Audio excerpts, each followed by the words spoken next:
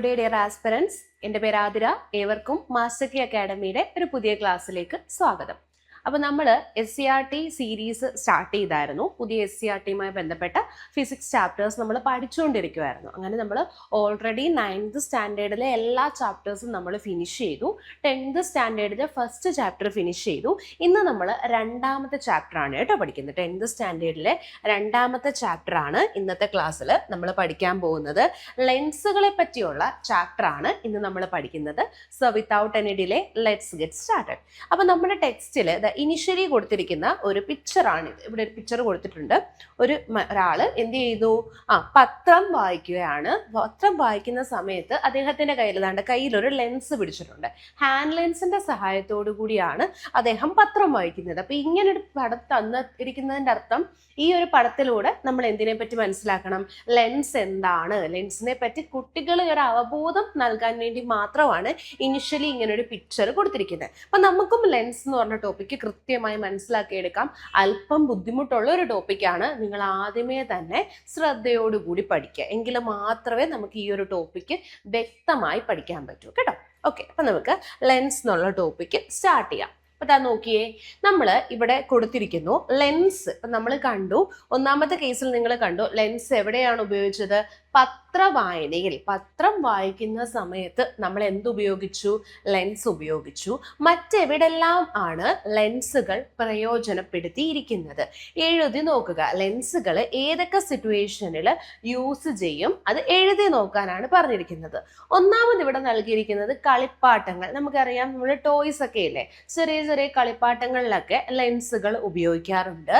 കണ്ണടകൾ, നമുക്കറിയാം കണ്ണാടിയിൽ പലതരത്തിലുള്ള ലെൻസുകൾ യൂസ് ചെയ്യും. കുറച്ച് കഴിഞ്ഞ് നമ്മൾ പഠിക്കും പലതരം ലെൻസുകളും, അത് ഏതൊക്കെ തരത്തിലുള്ള കണ്ണാടികളാണ്, ഏത് ഡിസോർഡർ സോൾവ് ചെയ്യാൻ വേണ്ടിയാണ് ഏത് ലെൻസാണ് ഉപയോഗിക്കുന്നത്, ഇതൊക്കെ നമുക്ക് ഡെപ്തിൽ പഠിക്കാനുണ്ട്. അതാ നോക്കിയേ, കളിപ്പാട്ടങ്ങളിൽ ലെൻസ് ഉപയോഗിക്കാറുണ്ട്, കണ്ണടകളിൽ ലെൻസ് ഉപയോഗിക്കാറുണ്ട്, ഡോർ ലെൻസും, അതായത് പുറത്ത് ദൃശ്യങ്ങൾ കാണാൻ വാതിലിൽ ഉറപ്പിച്ചിരിക്കുന്ന ലെൻസ്. അതായത് ചില വീടുകളിലെ ഡോറിൽ നിങ്ങൾ ശ്രദ്ധിച്ചാൽ മതി, പുറത്തൊരാൾ വരുന്നു. അപ്പൊ നമുക്ക് അറിഞ്ഞുകൂടാത്ത ഒരാളാണ്, ഒരു സ്ട്രേഞ്ചറായ ഒരാളാണ് വരുന്നതെങ്കിൽ നമുക്ക് അകത്ത് നിന്നും നോക്കി മനസ്സിലാക്കാൻ പറ്റും. അകത്തെ ആ ഡോറിന്റെ നോബിൽ നോക്കിക്കഴിഞ്ഞാൽ നമുക്ക് മനസ്സിലാക്കാൻ പുറത്താരാണ്. അപ്പൊ ഇത്തരത്തിലുള്ള ഡോർ ലെൻസുകൾ ചോദിക്കാൻ ചാൻസ് ഉണ്ട്.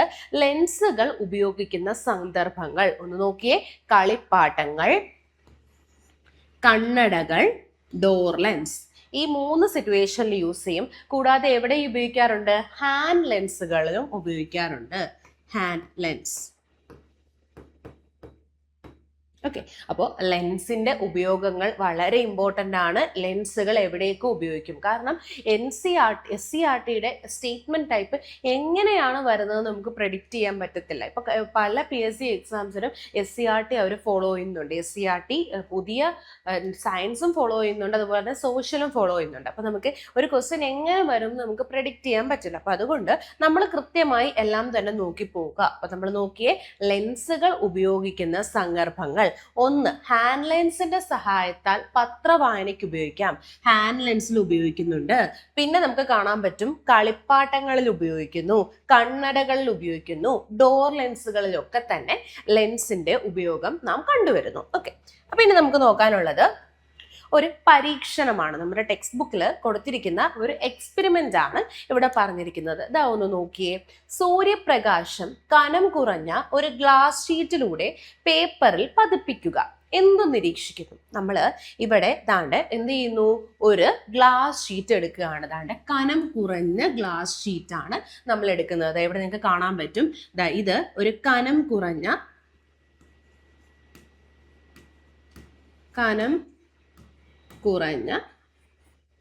ഒരു ഗ്ലാസ് ഷീറ്റ് എടുത്തിട്ടുണ്ട്. ഓക്കെ, വളരെ കട്ടി കുറഞ്ഞ ഒരു ഗ്ലാസ് ഷീറ്റാണ് ഇവിടെ എടുത്തിരിക്കുന്നത്. ഈ ഒരു ഗ്ലാസ് ഷീറ്റിന്റെ സഹായത്തോടു കൂടി സൂര്യപ്രകാശം നമ്മൾ എന്ത് ചെയ്യുന്നു? പേപ്പറിൽ പതിക്കുകയാണ്. അതായത് സൂര്യപ്രകാശത്തെ നമ്മൾ പേപ്പറിൽ പതിപ്പിക്കുന്നു. ഈ ഒരു സമയം നമ്മൾ ആരുടെ സഹായത്തോടു കൂടിയാണ് ഈ സൂര്യപ്രകാശം പേപ്പറിൽ പതിപ്പിക്കുന്നത്?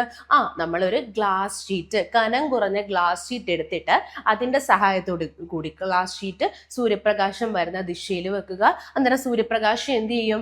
ഈ ഗ്ലാസ് ഷീറ്റിലൂടെ കടന്നു പോവുകയും നമ്മുടെ പേപ്പറിലേക്ക് വന്ന് പതിക്കുകയും ചെയ്യുന്നു. അപ്പൊ ഇത്തരത്തില് ആദ്യത്തെ എക്സ്പെരിമെന്റ്, ഫസ്റ്റ് എക്സ്പെരിമെന്റ് ആയിട്ട് കൊടുത്തിരിക്കുന്നത് ഇതാണ്. ഓക്കെ, നമ്മൾ എന്ത് ചെയ്തു? സൂര്യപ്രകാശം വരുന്നു. സൂര്യപ്രകാശം വരുന്ന പാതയിൽ കനം കുറഞ്ഞ ഒരു ഗ്ലാസ് ഷീറ്റ് പ്ലേസ് ചെയ്യാണ്. ഈ ഗ്ലാസ് ഷീറ്റ് പ്ലേസ് ചെയ്യുമ്പോഴത്തേക്ക് സൂര്യപ്രകാശം ഗ്ലാസ് ഷീറ്റിലൂടെ കടന്ന് നമ്മളിവിടെ വെച്ചിരിക്കുന്ന പേപ്പറിൽ പതിക്കുന്നു. ഇത്രയല്ലേ നമ്മൾ കണ്ടത്? ഇതിൽ നിന്ന് എന്താണ് നിരീക്ഷിക്കുക? ഇതിന്റെ നിരീക്ഷണം നമുക്ക് നോക്കാം. ഇവിടെ നോക്കിയേ, പേപ്പറും ഗ്ലാസ് ഷീറ്റും തമ്മിലുള്ള അകലം വ്യത്യാസപ്പെടുത്തി നോക്കൂ. എന്താണ് നിരീക്ഷിക്കുന്നത്? അതായത് ഗ്ലാസ് ഷീറ്റ് പേപ്പറിന് അടുത്തിരുന്നാലും അകലെ ഇരുന്നാലും പ്രകാശ കണത്തിന്റെ വലിപ്പം മാറുന്നില്ല. ഓക്കെ, അതായത് ഇവിടെ നിങ്ങൾ നോക്കിയേ, പ്രകാശകണം, ഇവിടെ വരുന്ന പ്രകാശത്തിന്റെ രശ്മികൾ നോക്കിയേ. ഇതല്ലേ പ്രകാശരശ്മികൾ? ഇതൊരു പ്രകാശരശ്മി, ഇത് മറ്റൊരു പ്രകാശരശ്മി, ഇത് മറ്റൊരു പ്രകാശരശ്മി. 3 പ്രകാശരശ്മികൾ ഇവിടെ വന്ന് പതിക്കുന്നുണ്ട്. ഞാൻ ഈ ഒരു പൊസിഷനിൽ, ആദ്യം ഞാൻ ഈ ഒരു പൊസിഷനിലാണ് നമ്മുടെ ഗ്ലാസ് ഷീറ്റ് വെക്കുന്നത്. ഈ ഒരു പൊസിഷനിൽ വെക്കുമ്പോഴും പ്രകാശത്തിന് കനം കുറവാണ്. ഈ കനത്തിന് മാറ്റം വല്ലതും വന്നോ? ഇവിടെ എത്ര കനമുണ്ടോ അതേ കനം തന്നെയല്ലേ ഈ രശ്മികൾക്കും ഉണ്ടായത്. അതായത് പ്രകാശത്തിന്റെ ആ ഒരു കനത്തിന് എന്തില്ല? മാറ്റമില്ല. പ്രകാശരശ്മികളുടെ കനം കൂടുന്നുമില്ല, കുറയുന്നുമില്ല. എങ്ങനെയാണോ രശ്മികൾ വരുന്നത് അതുപോലെ തന്നെ രശ്മികൾ എന്ത് ചെയ്യുന്നുണ്ട്? വന്ന് പതിക്കുന്നു. പ്രകാശരശ്മികളുടെ കനത്തിന് മാറ്റമില്ല. ഓക്കെ അല്ലേ? ഓക്കെ, അപ്പൊ ഇവിടെ നോക്കിയേ, നമ്മൾ എന്ത് ചെയ്തു? നമ്മൾ ഒരു ഗ്ലാസ് ഷീറ്റ് ഉപയോഗിച്ചു. ഗ്ലാസ് ഷീറ്റിനെ നമ്മൾ ഏത് പൊസിഷൻ, ഇപ്പൊ ഞാൻ ഗ്ലാസ് ഷീറ്റിനെ ഈ സ്ഥാനത്തല്ലേ വെക്കുന്നത്. ഇനി ഞാൻ ഗ്ലാസ് ഷീറ്റിനെ അല്പം കൂടി അടുത്ത് വെക്കുന്നത് ഈ ഒരു പൊസിഷനിൽ, പേപ്പറിന്റെ വളരെ അടുത്ത് കൊണ്ടുവന്ന് ഗ്ലാസ് ഷീറ്റ് വെക്കുന്നു. ഇവിടെ വെച്ചാലും എനിക്ക് കാണാൻ പറ്റും ഈ വരുന്ന ഓരോ പ്രകാശ കണത്തിന്റെയും കനത്തിന് മാറ്റമില്ല. ആദ്യം വരുന്ന കനം, ആ പ്രകാശരശ്മിന്റെ കനം ഇത്രയാണെങ്കിൽ ആ ഒരു പേപ്പറിൽ വന്ന് വീഴുമ്പോഴും കനം ഇത്രയും തന്നെ ആയിരിക്കും. കനത്തിന് മാറ്റമുണ്ടോ? ഇല്ല. പാതയ്ക്ക് മാറ്റമുണ്ടോ? നിങ്ങൾ നോക്കിയേ, എങ്ങനാണോ ആ രശ്മി വരുന്നത് അതുപോലെ തന്നെ അല്ലേ പോകുന്നത്. അല്ലാതെ വളയുകയോ തിരിയുകയോ വല്ലതും ചെയ്യുന്നുണ്ടോ? ഇല്ല. പ്രകാശരശ്മിക്ക് എന്തില്ല? പാതയ്ക്ക് മാറ്റമില്ല. അതുപോലെ തന്നെ അതിന്റെ കനത്തിനും മാറ്റമില്ല. ഇനി ഞാൻ ഇതേ ഗ്ലാസ് ഷീറ്റ് ഇത് അല്പം കൂടി അകലെ വെക്കുകയാണേ.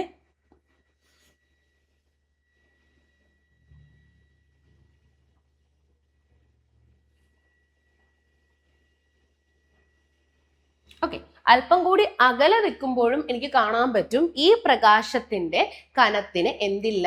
മാറ്റമില്ല. അപ്പൊ നമ്മൾ ഈ ഒരു ഫസ്റ്റ് കേസ് ചെയ്യുമ്പോൾ നമുക്ക് മനസ്സിലാവുന്ന കാര്യം ഇതാണ്, പ്രകാശരശ്മിയുടെ കനത്തിന് മാറ്റമില്ല. അപ്പൊ നമ്മൾ ഫസ്റ്റ് ചെയ്ത എക്സ്പെരിമെന്റ് എന്താ?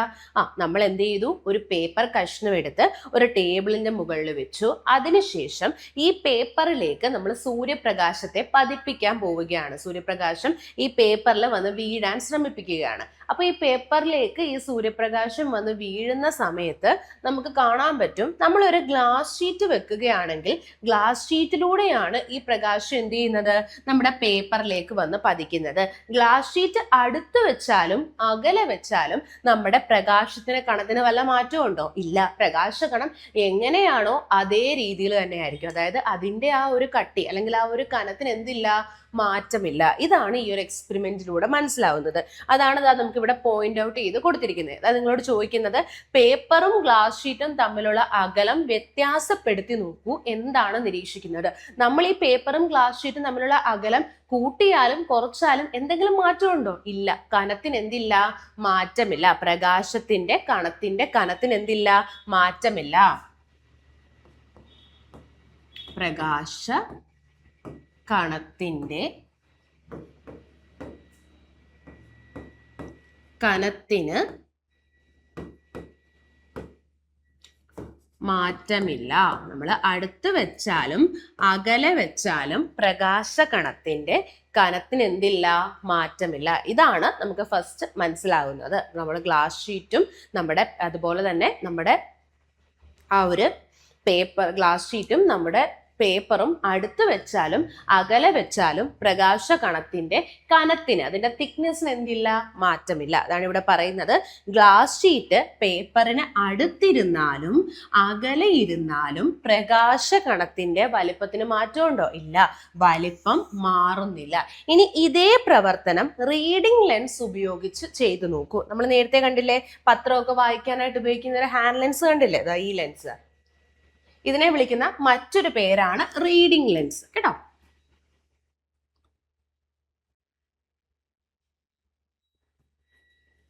ഹാൻഡ് ലെൻസ് അല്ലെങ്കിൽ നമുക്ക് വിളിക്കാം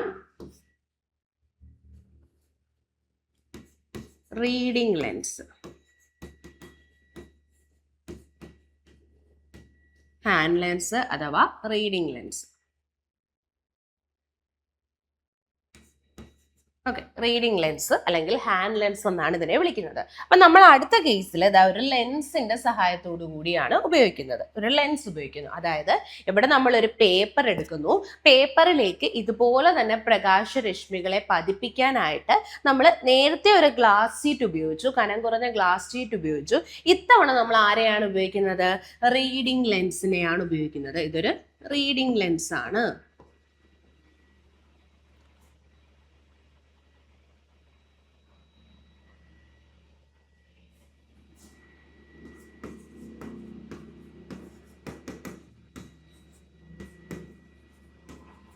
റീഡിംഗ് ലെൻസ് ആണ് നമ്മൾ ഉപയോഗിക്കുന്നത്. അപ്പൊ ഇവിടെ നിങ്ങൾ നോക്കിയേ, നമ്മളൊരു റീഡിംഗ് ലെൻസിന്റെ ഹെൽപ്പോട് കൂടി നമ്മൾ ഈ ഒരു പരീക്ഷണം ചെയ്യുമ്പോൾ നമുക്ക് മനസ്സിലാക്കാൻ പറ്റുന്നുണ്ട്, വരുന്ന രശ്മികൾ. ഓക്കെ, രശ്മികൾ എന്ത് ചെയ്യുന്നുണ്ട്? നിങ്ങൾ നോക്കിയേ, ഇവിടെ രശ്മികൾ എങ്ങനെയാണോ വന്നത് അതുപോലെ തന്നെ കടന്നു പോകുന്നത്. അതായത് രശ്മികളുടെ പാതയ്ക്ക് വ്യത്യാസമൊന്നുമില്ല. അതാണ്ട് വരുന്ന അതേ പാതയിൽ തന്നെയാണ് അവർ പോകുന്നത്. നമ്മുടെ ഗ്ലാസ്സിലൂടെ കടന്നു പോയാലും ആ രശ്മികൾ എങ്ങനെയാണോ വന്നത് അതേ രീതിയിലാണ് ഇവിടെ കടന്നു പോകുന്നത്. പക്ഷെ ഇവിടെ നിങ്ങൾ നോക്കിയേ, ലെൻസിലേക്ക് വരുന്ന രശ്മികൾക്ക് ചെറിയ ഒരു മാറ്റം സംഭവിക്കുന്നുണ്ട്.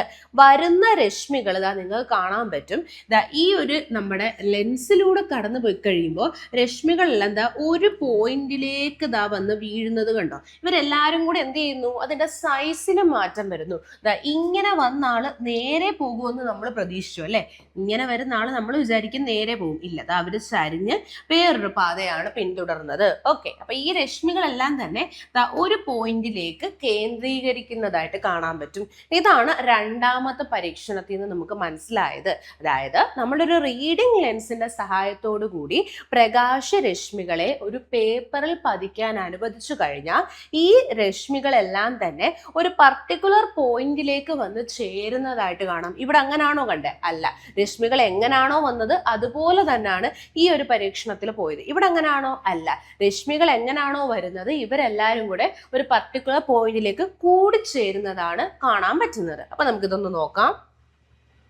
നോക്കിയേ, പേപ്പറിൽ നിന്ന് ഒരു പ്രത്യേക അകലത്തിൽ ലെൻസ് പിടിക്കുമ്പോൾ, ശ്രദ്ധിക്കണം, നമ്മൾ പേപ്പറിൽ നിന്നും ഒരു പ്രത്യേക അകലത്തില് ലെൻസ് പിടിക്കുമ്പോൾ പ്രകാശഖണ്ഡത്തിന്റെ വലിപ്പം വളരെ കുറയുകയും ആ ഭാഗത്ത് പ്രകാശ തീവ്രത കൂടുകയും ചെയ്യുന്നത് ശ്രദ്ധിക്കൂ. അതേ അകലത്തിൽ ലെൻസ് കൂടുതൽ നേരം പിടിച്ചു നോക്കിക്കഴിഞ്ഞാൽ നമുക്ക് കാണാൻ പറ്റും ഈ പേപ്പർ അങ്ങ് കത്തിപ്പോവും. ഓക്കെ, അതായത് ഇവിടെ നമ്മൾ കണ്ടു, ഒരു നിശ്ചിത അകലത്തില് നമ്മൾ ഒരു ലെൻസിനെ വെച്ച് കഴിഞ്ഞാൽ ഈ പ്രകാശം എന്ത് ചെയ്യും? പ്രകാശരശ്മികളുടെ കനം കുറഞ്ഞു കുറഞ്ഞു. ഇവിടെ നിങ്ങൾ നോക്കിയേ, ഇത്രയും കനം ഉണ്ടായിരുന്നത് ഇപ്പൊ കുറഞ്ഞു കുറഞ്ഞു കുറഞ്ഞു കുറഞ്ഞ് തീരെ ഒരു ഇല്ലാതായില്ലേ? കനം കുറഞ്ഞു വരികയും ഇനി കുറെ നേരം നമ്മൾ ഈ പോയിന്റിൽ ഇങ്ങനെ വെച്ച് കഴിഞ്ഞാൽ ഈ എന്ത് ചെയ്യും? പേപ്പർ കത്തും. ഇത് നിങ്ങൾ കുഞ്ഞുനാളിലൊക്കെ ചെയ്തിട്ടുള്ള ഒരു പരീക്ഷണമായിരിക്കും. ലെൻസ് വെച്ചിട്ട് നമ്മളൊരു പേപ്പറിൽ കുറെ നേരം സൂര്യപ്രകാശം തട്ടിക്കഴിഞ്ഞാൽ അവിടെ എന്ത് ചെയ്യും? ആ പേപ്പർ അത് കത്തും. കുറച്ച് കഴിഞ്ഞ് നമുക്ക് പഠിക്കാം എന്തുകൊണ്ടാണ് കത്തുന്നത് എന്നൊക്കെ. കുറെ കഴിഞ്ഞ് നമ്മുടെ ടേംസ് എല്ലാം പഠിച്ചിട്ട് നമുക്ക് ആ ഒരു എക്സ്പെരിമെന്റ് അന്നേരം ഡെപ്തിൽ പറഞ്ഞു തരാം കേട്ടോ, എന്തുകൊണ്ട് കത്തുന്നു. ഓക്കെ, അപ്പൊ നമ്മളിപ്പോ ജസ്റ്റ് ലെൻസ് എന്താണ്, ലെൻസിനെ പറ്റി നിങ്ങൾക്ക് ഒരു അവബോധം തന്നു. ലെൻസിന്റെ ഉപയോഗങ്ങൾ നിങ്ങൾ മെയിൻലി കണ്ടു. എവിടെയൊക്കെയാണ് ലെൻസ് ഉപയോഗിക്കുന്നത്? കളിപ്പാട്ടങ്ങളിൽ ലെൻസ് ഉപയോഗിക്കാറുണ്ട്, ഹാൻഡ് ലെൻസ് ആയിട്ട് അല്ലെങ്കിൽ റീഡിംഗ് ലെൻസ് ആയിട്ട് ലെൻസ് ഉപയോഗിക്കാറുണ്ട്, ഡോറുകളിൽ ലെൻസ് ഉപയോഗിക്കാറുണ്ട്, കണ്ണാടികളിലൊക്കെ തന്നെ ലെൻസ് ഉപയോഗിക്കാറുണ്ട്. ചിലപ്പോൾ ലെൻസ് ഏതൊക്കെ സാഹചര്യത്തിൽ ഉപയോഗിക്കുന്നു എന്ന് പറഞ്ഞ് ചോദിക്കുമ്പോൾ കറക്റ്റ് ആയിട്ട് എഴുതണം. ലെൻസും അതുപോലെ തന്നെ ദർപ്പണങ്ങളും ഉപയോഗിക്കുന്ന സാഹചര്യങ്ങൾ ഓർത്തു വെക്കുക കേട്ടോ. ഇനി നമ്മൾ കണ്ടത് ലെൻസിന്റെയും ഒരു സാധാരണ ഗ്ലാസും തമ്മിലുള്ള വ്യത്യാസമാണ് നമ്മളിപ്പോൾ കണ്ടത്. അതായത് നമുക്ക് പ്രകാശരശ്മികളെ നമുക്ക് ലെൻസിലൂടെയും കടന്നു പോകും, സാധാരണ ഒരു ഗ്ലാസ്സിലൂടെയും കടന്നു പോകും. ഒരു പേപ്പറിലേക്ക് സാധാരണ ഗ്ലാസ്സിലൂടെ രശ്മികളെ കടത്തിവിട്ട് കഴിഞ്ഞാൽ പ്രകാശരശ്മികൾ എങ്ങനെയാണോ വരുന്നത് അതേ രീതിയിലായിരിക്കും എന്ത് ചെയ്യുന്നത്, ലെൻസിലേക്ക് വന്ന് പതിക്കുന്നത്. അതിന്റെ കനത്തിന് മാറ്റമുണ്ടോ? ഇല്ല. ഈ രശ്മികളുടെ കനത്തിന് ഒരു മാറ്റവും ഇല്ല. നമ്മളിപ്പോ ഗ്ലാസ് ഏത് പൊസിഷനിൽ വെച്ചാലും ഏതൊരു സ്ഥാനത്ത് കൊണ്ടുവന്ന് വെച്ചാൽ പോലും നമുക്ക് കാണാൻ പറ്റും പ്രകാശരശ്മിയുടെ കനത്തിന് എന്തില്ല, മാറ്റമില്ല. എന്നാൽ നമ്മൾ ഒരു ലെൻസ് യൂസ് ചെയ്ത് നമ്മളൊരു പ്രകാശരശ്മിയെ പേപ്പറിൽ പതിപ്പിക്കാൻ ശ്രമിച്ചാൽ നമുക്ക് കാണാൻ പറ്റും ഈ പ്രകാശരശ്മികൾ വരികയും അവരുടെ കനം എന്ത് ചെയ്യുന്നുണ്ട്, കുറയുന്നുണ്ട് അല്ലെ. വരുന്ന പ്രകാശരശ്മികളുടെ കനം കുറഞ്ഞ് ഒരു പർട്ടിക്കുലർ പോയിന്റിൽ വന്ന് അവരെന്ത് ചെയ്യുന്നുണ്ട്, ഇവിടെ ഒരു പോയിന്റിൽ വന്ന് അവർ കൂട്ടിമുട്ടുന്നുണ്ട്. അപ്പോൾ ഈ ഒരു പരീക്ഷണത്തിലൂടെ നമുക്ക് മനസ്സിലായി ലെൻസിന്റെ സഹായത്തോടു കൂടി നമുക്ക് പ്രകാശരശ്മികളെ എന്ത് ചെയ്യാൻ പറ്റും, ഒരു പോയിന്റിലേക്ക് കൂട്ടി യോജിപ്പിക്കാൻ പറ്റും. പക്ഷെ നമ്മളിപ്പോ ഒരു സാധാരണ ഗ്ലാസ് ഷീറ്റ് ഉപയോഗിച്ച് അങ്ങനെ പറ്റുമോ? ഇല്ല. വരുന്ന പ്രകാശരശ്മികളെ കൂട്ടി യോജിപ്പിക്കാൻ ആർക്കേ പറ്റൂ, ലെൻസിനെ പറ്റൂ കേട്ടോ. കൂട്ടി യോജിപ്പിക്കാനുള്ള കഴിവ് ലെൻസിനുണ്ട്. ഇനി ഈ ഒരു പൊസിഷനിൽ കുറെ നേരം വെച്ച് കഴിഞ്ഞാൽ ഈ പേപ്പർ കത്തിപ്പോകും. അത്രയും ജസ്റ്റ് മനസ്സിലാക്കി വെക്കുക. ഓക്കെ, ഇനി നമുക്ക് ബാക്കി നോക്കിയിട്ട് എന്തുകൊണ്ടാണ് എന്നൊക്കെ പറഞ്ഞുതരാം. ഓക്കെ, അപ്പൊ ഇനി നമുക്ക് പ്രധാനമായിട്ടും ഇപ്പൊ നമ്മൾ ലെൻസിനെ പറ്റി പഠിച്ചു. ഇനി നമുക്ക് രണ്ട് തരത്തിലുള്ള ലെൻസുകളെ പറ്റി നിങ്ങൾക്കൊരു ബോധം വേണം. എന്താണ് ലെൻസ് എന്നും ഏതൊക്കെ തരത്തിലുള്ള ലെൻസ് ഉണ്ട് എന്ന് നമുക്കറിയണം.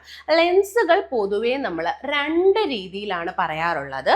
ഒന്നാമത്തെ ലെൻസാണ് convex lens. First lens convex lens ആണ്. ഈ ഒരു ലെൻസിന്റെ ഷേപ്പ് നിങ്ങൾ ഈ ഒരു പിക്ചറിൽ നിന്ന് മനസ്സിലാക്കുക. ഇത്തരത്തിലൊരു ഷേപ്പിലായിരിക്കും എല്ലായ്പ്പോഴും ഒരു കോൺവെക്സ് ലെൻസ് കാണപ്പെടുന്നത്. ഓക്കെ, ഈ ഒരു ഷേപ്പ്. ഓക്കെ, നമ്മളിങ്ങനെ അടച്ചു വെച്ചിരിക്കുന്ന കൈ നമ്മളിങ്ങനെ കൂപ്പി വെക്കത്തില്ലേ, ഈ ഒരു ഷേപ്പിൽ ഇരിക്കുന്ന ലെൻസാണ് കോൺവെക്സ് ലെൻസ്. അടുത്ത ലെൻസ് നോക്കിയേ, കോൺകേവ് ലെൻസ്. കോൺകേവ് ലെൻസ് എന്ന് പറയുന്നത് ഇത്തരത്തിൽ ഈ ഒരു ഷേപ്പിലിരിക്കുന്ന ഈ ഒരു ആകൃതിയിലുള്ള എല്ലാ ലെൻസുകളെയും നമ്മൾ വിളിക്കുന്ന പേരാണ് കോൺകേവ് ലെൻസ്. കുറച്ചു കഴിഞ്ഞ് നമ്മൾ പഠിക്കും ഓരോ ലെൻസും. കോൺകേവ് ലെൻസിന്റെ പ്രത്യേകത എന്താണ്, കോൺവെക്സ് ലെൻസിന്റെ പ്രത്യേകത എന്താണത് PSC പരീക്ഷകളിൽ മിക്കപ്പോഴും ചോദിക്കാറുള്ള ഒരു ക്വസ്റ്റ്യൻ ആണ്. ലെൻസ് തന്നിട്ട് ഏതാണ് എന്ന് ഐഡന്റിഫൈ ചെയ്യാം. ഓക്കെ, അപ്പൊ നോക്കിയേ, കോൺവെക്സ് ലെൻസ് ഈ ഒരു ഷേപ്പിലിരിക്കും, കോൺകേവ് ഈ ഒരു ഷേപ്പ് മറക്കരുത് കേട്ടോ, ഇമ്പോർട്ടൻ്റ് ആണ്. ഒരു PSC exam, finger print searcher എന്ന് പറഞ്ഞ ഒരു എക്സാമിനേഷനിൽ ലെൻസിന്റെ പടം തന്നിട്ട് ഏത് ലെൻസ് ആണ് എന്നൊരു ക്വസ്റ്റ്യൻ ഉണ്ടായിരുന്നു. അതായത് ഒരു കോൺകേവ് ലെൻസിന്റെ പടം തന്നിട്ട് ഐഡന്റിഫൈ ദിസ് ലെൻസ് എന്ന് ചോദിച്ചു. കോൺകേവും കോൺവെക്സും ആയിരുന്നു ഓപ്ഷൻ. അപ്പൊ നിങ്ങൾ മനസ്സിലാക്കുക, കോൺവെക്സ് എന്ന് പറയുമ്പോൾ ഈ ഒരു ഷേപ്പിൽ നമ്മൾ കൈ കൂപ്പി നിൽക്കുന്ന ഷേപ്പില്ലേ, ഇതാണ് കോൺവെക്സ്. മനസ്സിലാക്കുക. കോൺകേവ് എന്താ, ഇങ്ങനെ ഇരിക്കും. രണ്ട് സൈഡിലും ഒരു കേവ് ഉള്ളതുപോലെ. ഗുഹയെന്ന് പറയുമ്പോൾ ഇങ്ങനല്ലേ. ഓക്കെ, ഇപ്പൊ രണ്ട് സൈഡിലും ഒരു ഗുഹ വന്നു എന്നാലോചിച്ചാൽ മതി കേട്ടോ. രണ്ട് സൈഡിലും ഗുഹ വന്നു, കേവ് വന്നു, കോൺകേവ്, അങ്ങനെ ആലോചിച്ചാൽ മതി. Concave lens. അപ്പൊ ലെൻസുകൾ പ്രധാനമായും രണ്ട് തരമാണുള്ളത്, കോൺവെക്സ് ലെൻസും കോൺകേവ് ലെൻസും. ഇനി ഇവരുടെ ഫീച്ചേഴ്സ് നമുക്ക് നോക്കാം. നോക്കിയേ, കോൺവെക്സ് ലെൻസും കോൺകേവ് ലെൻസും. ഓക്കെ, നമ്മൾ നേരത്തെ അതായത് മുൻ പ്രവർത്തനത്തിൽ ഉപയോഗിച്ച ലെൻസ് നിരീക്ഷിച്ച് അതിന്റെ പ്രത്യേകത കണക്കാക്കുക എന്നാ പറയുന്നത്. അതായത് നേരത്തെ പരീക്ഷണത്തിൽ നമ്മൾ ഏത് ലെൻസാണ് ഉപയോഗിച്ചത്, നമ്മൾ ഏത് ലെൻസാ പറഞ്ഞത്, ഹാൻഡ് ലെൻസ് അല്ലെങ്കിൽ റീഡിംഗ് ലെൻസ് ആണ് ഉപയോഗിച്ചത്.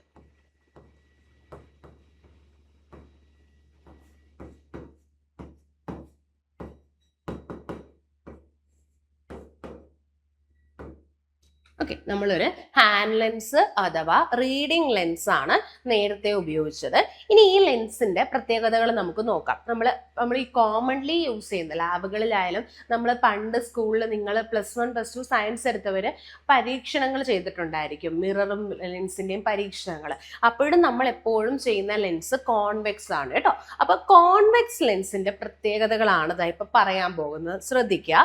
മധ്യഭാഗം കനം കൂടുതൽ ആണ്. മധ്യഭാഗം എന്തായിരിക്കും?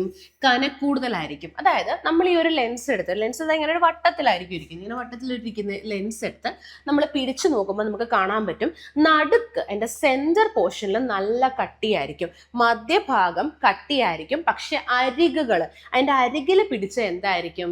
കനക്കുറവായിരിക്കും. ഒരെണ്ണം പഠിച്ചിട്ട് അതിന്റെ ഓപ്പോസിറ്റ് ആണ് അടുത്തത് എന്ന് മനസ്സിലാക്കി വെച്ചാൽ മതി കേട്ടോ. അപ്പൊ കോൺവെക്സ് ലെൻസിന്റെ ആദ്യത്തെ പ്രത്യേകത നോക്കിയേ, മധ്യഭാഗം, നടുക്ക് ഭാഗം എന്തായിരിക്കും? കനക്കൂടുതൽ. അതിന് തൊട്ട് നോക്കിയാൽ കനക്കൂടുതലായിരിക്കും, കട്ടി കൂടുതലായിരിക്കും. മധ്യഭാഗം കനക്കൂടുതൽ. അപ്പൊ നിങ്ങൾ ആലോചിക്കണം, നടുക്ക് കട്ടി കൂടുതലാ, അപ്പൊ സൈഡിൽ എന്തായിരിക്കും? കനക്കുറവാണ്. അരികുകൾ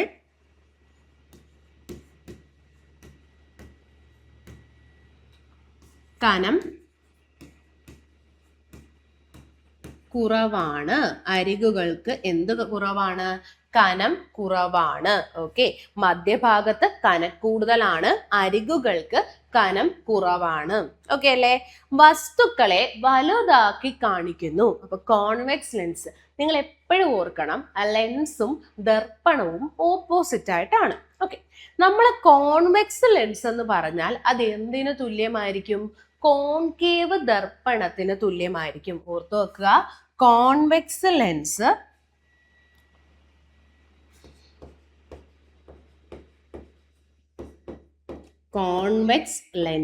എന്തിനു തുല്യമാ? ലെൻസും ദർപ്പണവും ഓപ്പോസിറ്റ് ആണ്. അങ്ങനെ ആലോചിച്ചാൽ മതി. കോൺവെക്സ് ലെൻസ് തന്നോ, അത് എന്തിനു തുല്യമായിരിക്കും? കോൺകേവ് ദർപ്പണത്തിന് തുല്യമാണ്.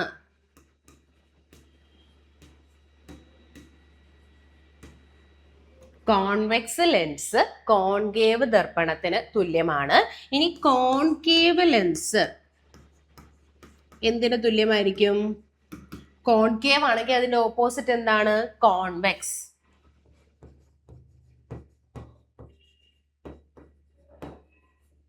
കോൺവെക്സ് ദർപ്പണത്തിന് തുല്യമാണ്.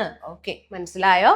കോൺവെക്സ് ലെൻസ് കോൺകേവ് ദർപ്പണത്തിന് തുല്യമാണ്, കോൺകേവ് ലെൻസ് കോൺവെക്സ് ദർപ്പണത്തിന് തുല്യമാണ്. ഈ രണ്ട് ഫാക്ട്സ് എപ്പോഴും നിങ്ങൾ ആലോചിച്ച് വെക്കണം കേട്ടോ.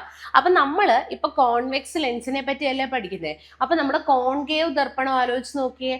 കോൺകേവ് ദർപ്പണത്തിന്റെ സഹായത്തോടു കൂടി നമുക്ക് എന്തൊക്കെ പ്രതിബിംബം കിട്ടും? പൊതുവേ വലിയ പ്രതിബിംബമാണ് കിട്ടുന്നത് അല്ലെ. അതുകൊണ്ടാണ് നമ്മൾ കോൺകേവിനെ ഷേവിംഗ് മിററായിട്ട്, മേക്കപ്പ് മിററായിട്ട് ഒക്കെ ഉപയോഗിക്കാൻ കാരണം അതെന്താ? വലിയ പ്രതിബിംബമാണ് നമുക്കത് പ്രതിനിധാനം ചെയ്യുന്നത്. അപ്പം വലിയ പ്രതിബിംബം നൽകുന്നവരാണ് എല്ലായ്പ്പോഴും ആര്? കോൺകേവ് ദർപ്പണങ്ങൾ. അപ്പൊ നിങ്ങൾ ആലോചിച്ച് നോക്കിയേ, കോൺവെക്സ് ലെൻസ് നമുക്ക് എന്തായിരിക്കും നൽകുന്നത്?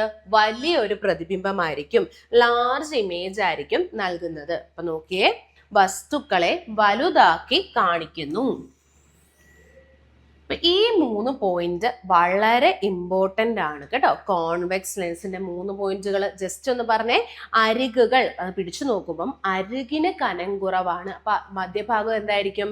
കനക്കൂടുതലായിരിക്കും. ഓർത്തു വെക്കണം, മധ്യഭാഗത്ത് നമ്മൾ സെന്ററിൽ പിടിച്ചു കഴിഞ്ഞാൽ കട്ടി കൂടുതലും, സൈഡിൽ പിടിക്കുമ്പോൾ കനക്കുറവുമാണ്. വസ്തുക്കളെ വലുതാക്കി കാണിക്കുന്നു. അപ്പം ഇത്തരം ലെൻസുകളെ നമ്മൾ വിളിക്കുന്ന പേരാണ് കോൺവെക്സ് ലെൻസ്. കോൺവെക്സ് ലെൻസ് ഇതിന് പ്രകാശരശ്മികളെ സംരചിക്കാൻ കഴിയുമെന്ന് മനസ്സിലായില്ലേ? അതായത് സംരചിക്കാൻ കഴിയാന്ന് പറഞ്ഞാൽ നിങ്ങൾ ഇവിടെ നോക്കിയേ,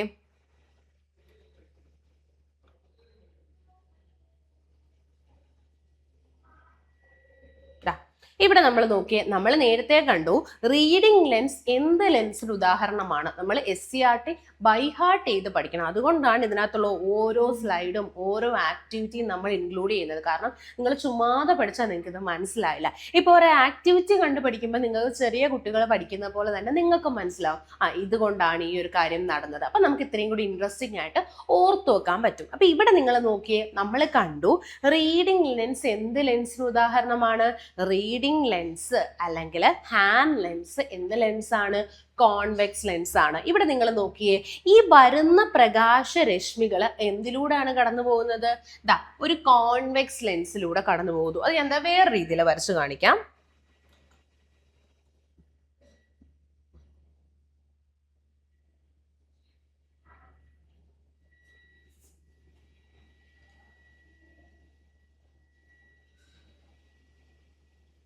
എന്താ നോക്കിയേ,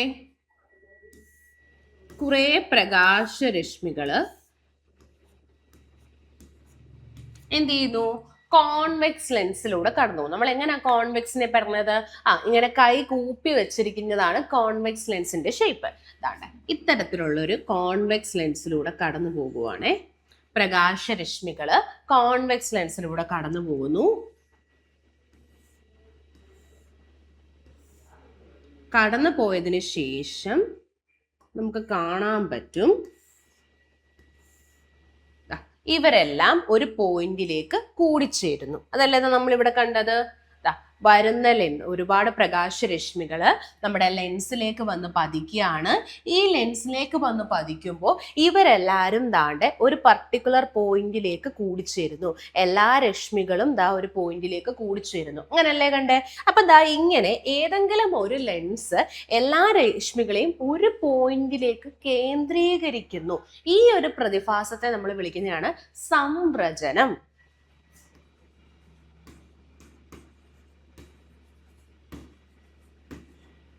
ഇംഗ്ലീഷിൽ നമ്മൾ വിളിക്കും കൺവേർജൻസ്. കൺവേർജ് ചെയ്യുക എന്ന് പറഞ്ഞാൽ, അല്ലെങ്കിൽ സംരചിക്കുക എന്ന് പറഞ്ഞാൽ, പ്രകാശരശ്മികളെല്ലാം കൂടി ഒരു പോയിന്റിലേക്ക് വന്ന് കൂടിച്ചേരുന്നു. ഇവിടെ നിങ്ങൾക്ക് കാണാൻ പറ്റുന്നു, രശ്മികളെല്ലാം തന്നെ വന്ന് പതിച്ച് ഒരു പോയിന്റിലേക്ക് വന്ന് ഇവർ കൂടിച്ചേരുന്നുണ്ട്. അതുകൊണ്ടാണ് സംവ്രജനം നടക്കുന്നു. അപ്പൊ നമുക്ക് ചോദിക്കും, സംവ്രജന ലെൻസ് അല്ലെങ്കിൽ കൺവേർജിങ് ലെൻസ് എന്ന് പറയുന്നത് ഏത് ലെൻസാണ്? കോൺവെക്സ് ലെൻസ് ആണ്. അതായത് നോക്കിയേ, ഇതിന് പ്രകാശരശ്മികളെ സംരചിപ്പിക്കാൻ കഴിയും. അപ്പൊ ഇതിന്റെ അടുത്തൊരു പോയിന്റ് ആണ് സംവ്രജന ലെൻസ്.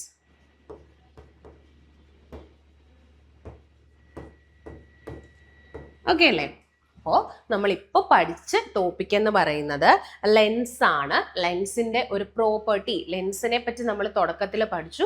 ലെൻസ് നമ്മൾ പ്രധാനമായിട്ടും ഉപയോഗിക്കുന്ന സിറ്റുവേഷൻസ് പറഞ്ഞു. നമ്മൾ കാറുകളിൽ ഉപയോഗിക്കും, കളിപ്പാട്ടങ്ങളിൽ ഉപയോഗിക്കും, കണ്ണടകളിൽ ഉപയോഗിക്കും, റീഡിംഗ് ലെൻസായിട്ട് ഉപയോഗിക്കും, ഡോർ ലെൻസായിട്ട് ഉപയോഗിക്കും. അപ്പൊ ലെൻസുകൾ ഉപയോഗിക്കുമ്പോൾ ലെൻസിന്റെയും ഗ്ലാസ് ഷീറ്റിന്റെയും വ്യത്യാസം എന്താണ് എന്ന് നമ്മൾ കണ്ടു. നമ്മളൊരു ഗ്ലാസ് ഷീറ്റ് ഉപയോഗിച്ചു കഴിഞ്ഞാൽ പ്രകാശരശ്മിയുടെ കനം കൂട്ടാനും കുറയ്ക്കാനും നമ്മൾ പറ്റില്ല. നമ്മൾ ഏതൊരു പോയിന്റിനും ഗ്ലാസ് ഷീറ്റിനെ വെച്ചു കഴിഞ്ഞാൽ പ്രകാശരശ്മി എങ്ങനെയാണോ വന്നത് അതുപോലെ തന്നെ വന്ന് ഒരു പേപ്പറിലേക്ക് പതിക്കും. ഓക്കെ. പക്ഷേ നമ്മൾ ഇപ്പോൾ ഒരു ഗ്ലാസ് ഷീറ്റിന് പകരം ഒരു ലെൻസ് ഉപയോഗിച്ചു കഴിഞ്ഞാൽ, നമ്മളിപ്പോൾ ഒരു റീഡിംഗ് ലെൻസ് ഇവിടെ ഉപയോഗിക്കുന്ന സമയത്ത് ഈ പ്രകാശരശ്മികൾ കനം കുറഞ്ഞ് ഒരു പോയിന്റിലേക്ക് സംവ്രജിക്കുന്നതായിട്ട് കാണാനായിട്ട് പറ്റും. അപ്പൊ ഈ ഒരു പോയിന്റിൽ നിന്ന് നമുക്ക് ലെൻസുകളെ പറ്റി പഠിക്കാം. ലെൻസുകൾ പ്രധാനമായിട്ടും രണ്ട് തരത്തിലാണുള്ളത്. അതിൽ ഒന്ന് കോൺവെക്സ് ആണ്. കോൺവെക്സ് ലെൻസിന്റെ ഷേപ്പ് ഇങ്ങനെ ഇരിക്കും. നമ്മൾ കൈകൂപ്പിയിരിക്കുന്ന ഫോമിലുള്ള ലെൻസ് ആണ് കോൺവെക്സ് ലെൻസ്. പിന്നെ കോൺകേവ്, പേരിൽ തന്നെയുണ്ട് രണ്ട് കേവ്. ഇങ്ങനെ രണ്ട് സൈഡിലും രണ്ട് കേവ് വരുന്ന രീതിയിലുള്ള കോൺകേവ് ലെൻസ്. ഇത്തരത്തില് രണ്ട് തരം ലെൻസ് ആണ്. കോൺവെക്സ് ലെൻസും ഉണ്ട്, കോൺകേവ് ലെൻസും ഉണ്ട്. ഇനി നമുക്ക് ഓരോ ലെൻസിന്റെയും പ്രത്യേകത നോക്കാം. ആദ്യം നമുക്ക് പഠിക്കാനുള്ളത് കോൺവെക്സ് ലെൻസ് ആണ്. കോൺവെക്സ് ലെൻസിന്റെ പ്രത്യേകത, ഇത് മധ്യഭാഗം, നമ്മൾ സെന്റർ പോർഷനിൽ കനക്കൂടുതലായിരിക്കും. അപ്പൊ നിങ്ങൾ ആലോചിക്കണം, അരികിൽ എന്തായിരിക്കും? കനക്കുറവാണ്. പിന്നെ ആലോചിച്ച് നോക്കിയേ, കോൺവെക്സ് ലെൻസ് എന്തിനു തുല്യമാണ്? കോൺകേവ് ദർപ്പണത്തിന്. ഇമ്പോർട്ടന്റ് ആണ് ഈ പോയിന്റ്. കോൺവെക്സ് ലെൻസ് കോൺകേവ് ദർപ്പണത്തിന് തുല്യമാണ്. ഓക്കെ. ഇനി ഇത് എപ്പോഴും വലിയ പ്രതിബിംബം അല്ലെങ്കിൽ വലുതാക്കി കാണിക്കും. നമ്മൾ അക്ഷരങ്ങളൊക്കെ, നമ്മളിപ്പോൾ പത്രം വായിക്കുന്ന സമയത്ത് ആ ഒരു പ്രായമായ ഒരു അപ്പൂപ്പൻ എന്ത് ചെയ്യുന്നു? പത്രം വായിക്കാനായിട്ട് ഒരു ലെൻസ് ഉപയോഗിച്ചില്ലേ? അത് കോൺവെക്സ് ആ. കാരണം എന്താ? ആ ലെൻസ് ഉപയോഗിക്കുമ്പോൾ ഓരോ അക്ഷരങ്ങളും വലുതായി കാണുന്നു. അപ്പം വലുതാക്കാൻ, വസ്തുക്കളെ വസ്തുക്കളെ വലുതാക്കി കാണിക്കാൻ ഉപയോഗിക്കുന്ന ലെൻസ് ഏതാണ്? അതെന്ന് പറയുന്നത് കോൺവെക്സ് ലെൻസ് ആണ്. കോൺവെക്സ് ലെൻസ് എല്ലായ്പ്പോഴും വസ്തുക്കളെ വലുതാക്കി കാണിക്കുന്നു. പിന്നെ ഇതിന്റെ ഒരു ഏറ്റവും വലിയ പ്രോപ്പർട്ടിയാണ് സംരചിപ്പിക്കാൻ പറ്റും. അതായത് പ്രകാശരശ്മികൾ ഈ ലെൻസിലൂടെ കടന്നു പോയി കഴിഞ്ഞാൽ ഒരു പർട്ടിക്കുലർ പോയിന്റിലേക്ക് ഇത് എന്ത് ചെയ്യുന്നു? ഇതാണ്ട് സംരചിക്കുന്നു. ഇവിടെ ഒരുപാട് പ്രകാശരശ്മികൾ ഈ ലെൻസിലേക്ക് വരുന്നുണ്ട്. ഇതൊരു പർട്ടിക്കുലർ പോയിന്റിലേക്ക് സംരചിപ്പിക്കുന്നു. അപ്പൊ ഈ സംരചന ശക്തി ഉള്ളത് കൊണ്ട് തന്നെ ഈ ലെൻസിനെ നമ്മൾ സംരചന ലെൻസ് അല്ലെങ്കിൽ കൺവേർജിങ് ലെൻസ് എന്നാണ് കേട്ടോ ഇംഗ്ലീഷിൽ പറയുന്നത്. Converging lens.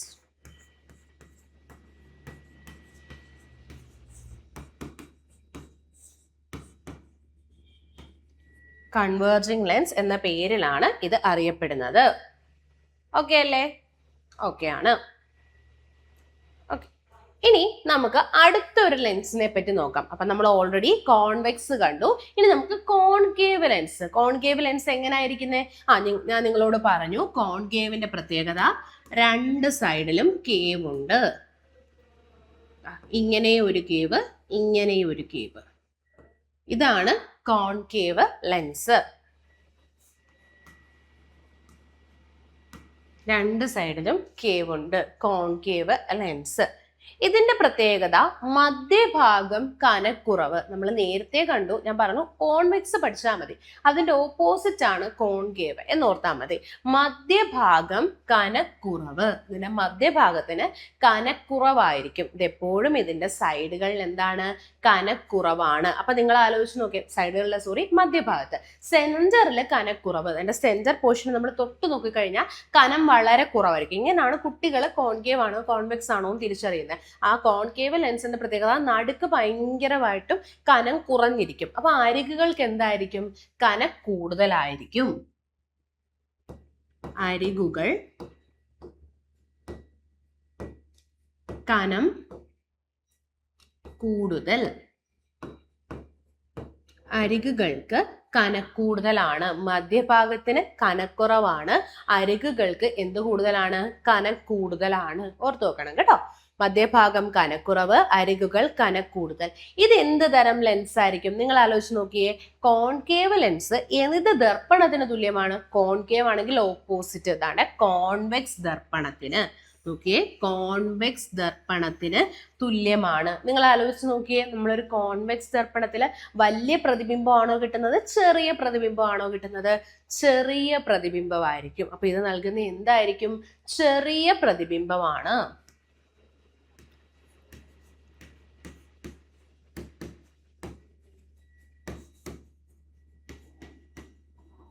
ഇത് പ്രതിനിധാനം ചെയ്യുന്നത് ചെറിയ എന്തായിരിക്കും? ഇമേജ് ആയിരിക്കും. ഇത് നൽകുന്നത് ചെറിയ പ്രതിബിംബമായിരിക്കും. അപ്പൊ നമ്മൾ ഇപ്പൊ ഇമ്പോർട്ടൻ്റ് ആയിട്ടുള്ള 3 പോയിന്റ് ആണ് കോൺകേവ് ലെൻസിനെ പറ്റി പറഞ്ഞത്. കോൺകേവ് ലെൻസ് എന്ന് പറയുമ്പോൾ രണ്ട് സൈഡിലും രണ്ട് കേവ് പോലെ ഇങ്ങനെ വരയ്ക്കണം.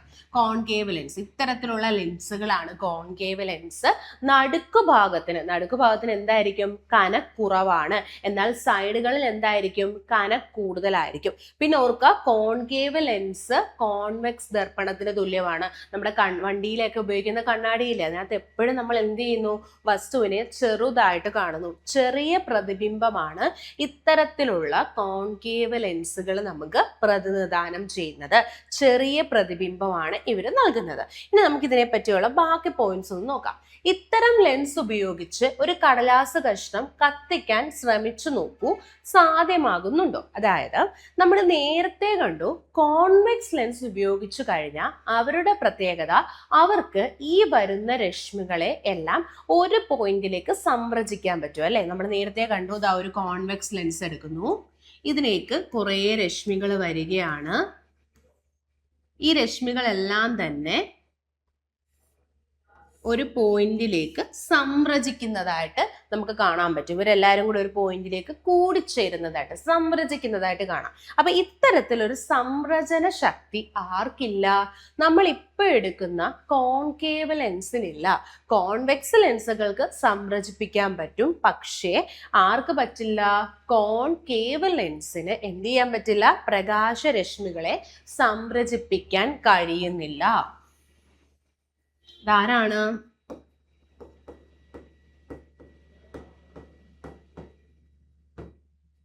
കോൺകേവ് ലെൻസ് കേട്ടോ. കോൺകേവ് ലെൻസ് ഉപയോഗിച്ചു കഴിഞ്ഞാൽ അവർക്ക് പ്രകാശരശ്മികളെ സംരചിപ്പിക്കാൻ കഴിയുന്നില്ല.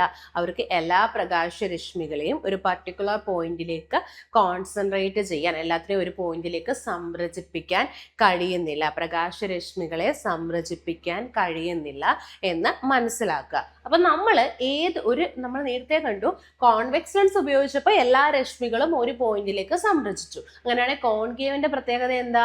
ഇവർക്ക് എല്ലാ രശ്മികളെയും ഒരു പോയിന്റിൽ സംരചിപ്പിക്കാൻ കഴിയില്ല. അത് ഓർത്തു വെക്കണേ. ഇത്തരം ലെൻസുകളെയാണ് കോൺകേവ് ലെൻസ് എന്ന് പറയുന്നത്. അതായത് പ്രകാശരശ്മികളെ സംരചിപ്പിക്കാൻ കഴിയാത്ത ലെൻസുകൾ. അതായത് ഏത് ലെൻസിനാണോ പ്രകാശരശ്മികളെ സംരചിപ്പിക്കാൻ കഴിയുന്നത് അതിനെ നമ്മൾ എന്ത് വിളിക്കും? കോൺവെക്സ് എന്ന് വിളിക്കും. അതിന്റെ നടുക്ക് ഭാഗത്ത് കട്ടി കൂടുതലും സൈഡിൽ കട്ടി കുറവുമായിരിക്കും. അത് സംരചന ലെൻസ് എന്നാണ് നമ്മൾ വിളിക്കുന്നത്. അപ്പൊ ഈ ലെൻസിന്റെ പ്രത്യേകത, ഈ ലെൻസ് വലിയ പ്രതിബിംബം നൽകും. ഇനി ഏത് ലെൻസിനാണോ പ്രകാശരശ്മികളെ സംരചിപ്പിക്കാൻ കഴിയാത്തത്, ഈ ലെൻസിനെ നമ്മൾ എന്തെന്ന് വിളിക്കും? കോൺകേവ് ലെൻസ് എന്നാണ് വിളിക്കുന്നത്. കോൺകേവ് ലെൻസിന് എന്ത് പറ്റില്ല? പ്രകാശരശ്മികളെ സംരചിപ്പിക്കാൻ കഴിയില്ല.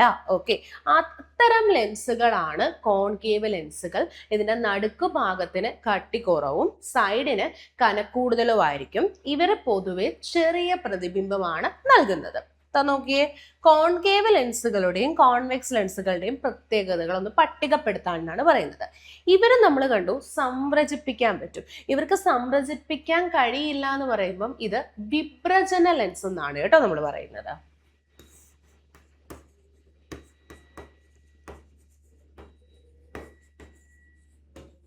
അല്ലെങ്കിൽ ഡൈവേർജിങ് ലെൻസ്. അങ്ങനെ ഇപ്പോൾ ഒന്ന് ഓർത്തു വെക്കാം, കുറച്ച് കഴിഞ്ഞത് പഠിക്കും കേട്ടോ. സംരചന ലെൻസ് ഒരു പോയിന്റിലേക്ക് എല്ലാ രശ്മികളെയും സംരചിപ്പിക്കുന്നു, അതുകൊണ്ട് സംരചന ലെൻസ്. അതിന് പറ്റാത്ത ലെൻസുകളാണ് കോൺകേവ് ലെൻസ്. അതുകൊണ്ട് അവരെ നമുക്ക് വിഭ്രജന ലെൻസ് അല്ലെങ്കിൽ ഡൈവേർജിങ് ലെൻസ് എന്ന് എടുത്ത് പറയാം. ഓക്കെ അല്ലേ? അപ്പൊ നമ്മൾ ഇപ്പൊ പഠിച്ച ആരെ പറ്റിയാണ്? കോൺകേവ് ലെൻസ് ആണ്. നടുക്ക് ഭാഗത്തിന് എന്തായിരിക്കും ഒന്ന് ഓർത്ത് പറഞ്ഞേ? കട്ടി കുറവായിരിക്കും. അരികുകളിലോ കട്ടി കൂടുതലാണ്. ഈ കോൺകേവ് എന്ന് പറയുമ്പം കോൺവെക്സ് മിററിന് തുല്യമാണ്. കോൺകേവ് ലെൻസ് കോൺവെക്സ് ദർപ്പണത്തിന് തുല്യമാണ്. ഇതിന്റെ പ്രത്യേകത എപ്പോഴും ചെറിയ പ്രതിബിംബമാണ് നൽകുന്നത്. ഇവർക്ക് പ്രകാശരശ്മികളെ സംരചിപ്പിക്കാൻ പറ്റില്ല, സംരചിക്കാൻ കഴിയുന്നില്ല. ഓക്കെ, അതുകൊണ്ട് ഇവരെ നമുക്ക് വിളിക്കാം വിഭ്രജന ലെൻസ് അല്ലെങ്കിൽ ഡൈവേർജിങ് ലെൻസ് എന്ന പേരിൽ നമുക്ക് അവരെ വിളിക്കാനായിട്ട് സാധിക്കും. ഓക്കെ അല്ലേ? അപ്പൊ ഇവരുടെ പോയിന്റ്സ് ഒന്ന് സോർട്ട് ഔട്ട് ചെയ്യുവാണ്. ജസ്റ്റ് നിങ്ങൾ പറഞ്ഞേ, കോൺവെക്സ് ലെൻസ്. കോൺവെക്സ് ലെൻസ് നമ്മൾ കണ്ടു, മധ്യഭാഗം കനക്കൂടുതൽ. അപ്പൊ നമുക്ക് പറയാം എന്താ? അരിക്. ഇത് മാത്രം പഠിച്ചാൽ മതി, കോൺവെക്സ് പഠിച്ചാൽ മതി. എന്നിട്ട് അതിന്റെ ഓപ്പോസിറ്റ് ആണ് കോൺകേവ് എന്ന് ഓർത്ത് വെക്കുക. കോൺവെക്സ് എന്ന് പറയുമ്പോൾ ഈ ഒരു ഷേപ്പിൽ വരും. മധ്യഭാഗത്ത് കനക്കൂടുതലാണ്. അരിക് എന്തായിരിക്കും? കനം കുറവാണ്. അരികിന് കനക്കുറവാണ്. മധ്യഭാഗത്ത് കനക്കൂടുതലാണ്, അരികില് കനം കുറവാണ്. ഇത് എന്ത് ചെയ്യുന്നു? വലിയ പ്രതിബിംബം നൽകുന്നു.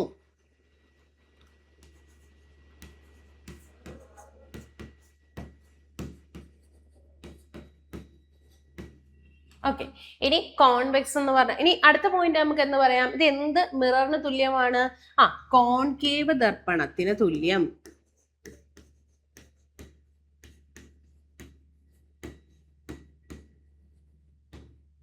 കോൺകേവ് ദർപ്പണത്തിന് തുല്യമാണ് കോൺവെക്സ് ലെൻസ്. കോൺവെക്സ് ലെൻസ് ഒരു കോൺകേവ് ദർപ്പണത്തിന് തുല്യമാണ്. ഇത് എന്ത് ലെൻസാണ്?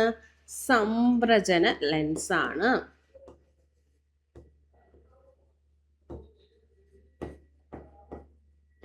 സംരചന ലെൻസിന് തുല്യമാണ്. ഇനി കോൺകേവ് ലെൻസ് നോക്കുക, ഇതിന്റെ ഓപ്പോസിറ്റ്. അപ്പൊ ഇത് മാത്രം നിങ്ങൾ പറഞ്ഞാൽ മതി. മധ്യഭാഗം കനം കൂടുതൽ. അപ്പൊ ഇവിടെ എന്തായിരിക്കും? മധ്യഭാഗം കനം കുറവ്.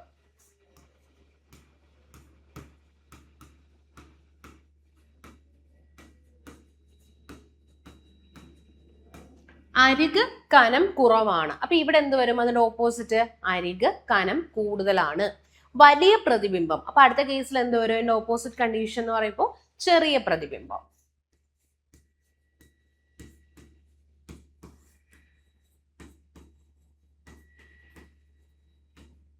ഓക്കെ, കോൺകേവ് ദർപ്പണത്തിന് തുല്യമാണ്. അപ്പൊ ഇവിടെ എന്തിനു തുല്യമായിരിക്കും?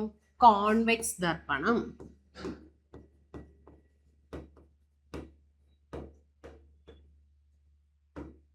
ഇവിടെ നമ്മൾ കണ്ടു സംഭ്രജന ലെൻസ് എന്നാണ് വിളിക്കുന്നത്. അപ്പൊ ഇവരെ എന്ത് വിളിക്കാം? വിഭ്രജന ലെൻസ് എന്ന് വിളിക്കാം.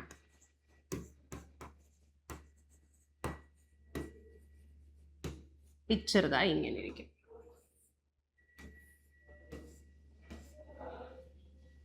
ഓക്കെ അല്ലേ? ഓക്കെ ഓക്കെ, അപ്പൊ നമുക്ക് നോക്കാം. നിങ്ങൾ പരിചയപ്പെട്ട ലെൻസുകളിലൂടെ അക്ഷരങ്ങളെ നിരീക്ഷിച്ചുകൊണ്ട് ലെൻസുകളെ ഒരു വശത്തേക്ക് നീക്കി നോക്കൂ. നിരീക്ഷണ ഫലം എന്താണ്? ഓക്കെ, കോൺവെക്സ് ലെൻസ് ഉപയോഗിക്കുമ്പോൾ അക്ഷരങ്ങൾ വിപരീത ദിശയിലേക്ക് നീങ്ങുന്നതായി തോന്നുന്നു. അതായത്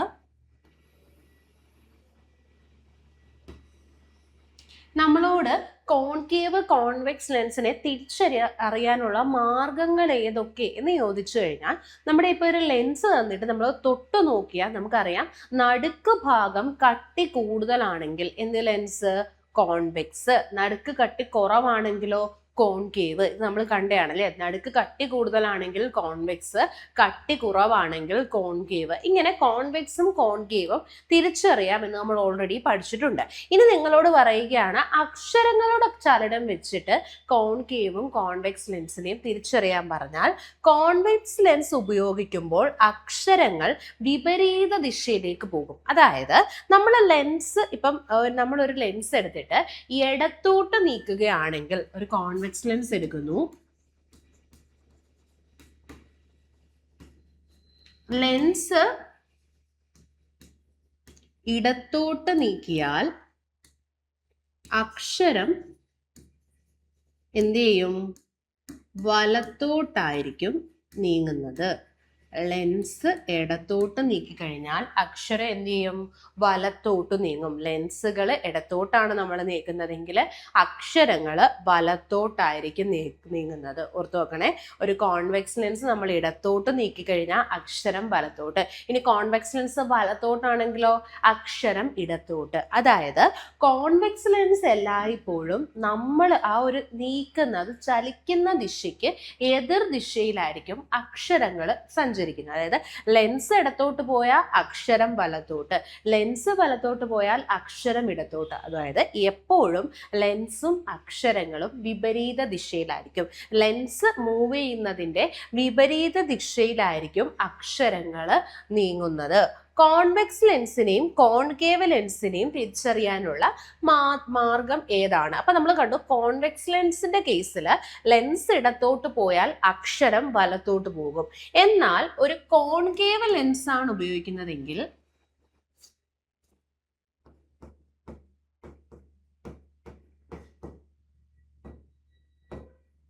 ലെൻസ് ഇടത്തോട്ട് സഞ്ചരിച്ചാൽ അക്ഷരങ്ങളും ഇടത്തോട്ടാണ് സഞ്ചരിക്കുന്നത്. ഓർത്തു നോക്കണേ, നമ്മൾ ലെൻസുകളെ തിരിച്ചറിയാനുള്ള ഒരു മാർഗമാണ് ഇപ്പൊ പറഞ്ഞത്.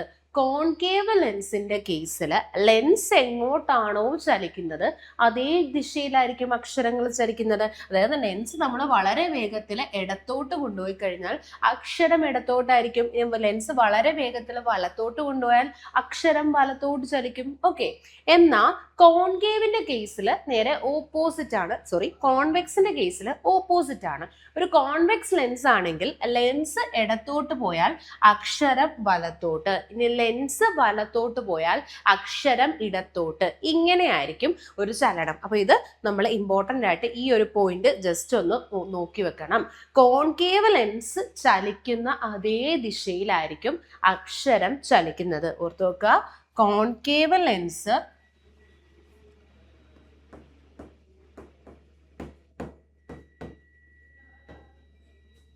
ചലിക്കുന്ന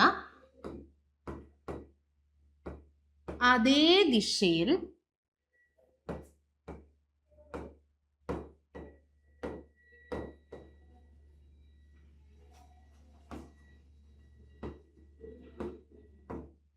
അക്ഷരം ചലിക്കും.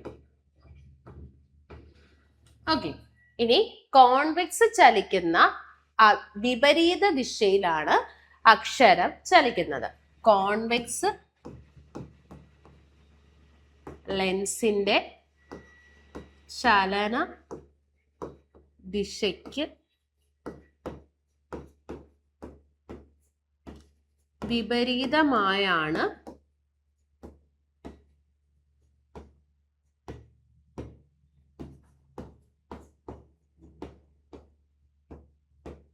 അക്ഷരം ചലിക്കുന്നത്. കോൺവെക്സ് ലെൻസിന്റെ ചലന ദിശയ്ക്ക് വിപരീതമായാണ് അക്ഷരം ചലിക്കുന്നത്. ഓർത്തു വെക്കണേ, കോൺകേവിന്റെ കേസിൽ ഏത് ദിശയിലേക്കാണോ നമ്മൾ ലെൻസിനെ മൂവ് ചെയ്യുന്നത് അതേ ദിശയിലേക്ക് അക്ഷരം ചലിക്കും. എന്നാൽ കോൺവെക്സിന്റെ കേസിൽ ഏത് ദിശയിലേക്കാണോ ലെൻസ് മൂവ് ചെയ്യുന്നത് അതിന്റെ വിപരീത ദിശയിലായിരിക്കും അക്ഷരങ്ങൾ ചലിക്കുന്നത്. ഓക്കെ അല്ലേ? ഓക്കെ, അടുത്ത പോയിന്റ് നോക്കാം. ഇനി നമ്മൾ ലെൻസ് എന്നുള്ള ടോപ്പിക്ക് നമ്മുടെ ടെക്സ്റ്റിൽ ലെൻസിന്റെ ഒരു ഡെഫിനിഷനിലേക്ക് പോകുവാണ് കേട്ടോ. എപ്പോഴും ആലോചിക്കുക, ലെൻസുകൾ നമുക്ക് കിട്ടുന്നത് രണ്ട് ഗോളങ്ങളിൽ നിന്നാണ്. രണ്ട് ഗോളങ്ങൾ. ഇപ്പൊ നിങ്ങൾ ശ്രദ്ധിച്ചേ, എൻ്റെ കയ്യിൽ രണ്ട് ഗോളങ്ങളുണ്ട്. ഇതാ ഒന്നാമത്തെ ഗോളം, ഇത് രണ്ടാമത്തെ ഗോളം. വേറെ കളർ യൂസ് ചെയ്യാം.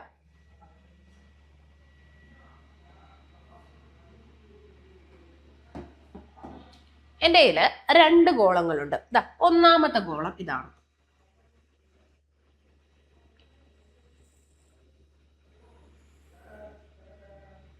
ഇതാണ് ഒന്നാമത്തെ ഗോളം. ഓക്കെ, രണ്ടാമതാ മറ്റൊരു ഗോളം എടുക്കുന്നു.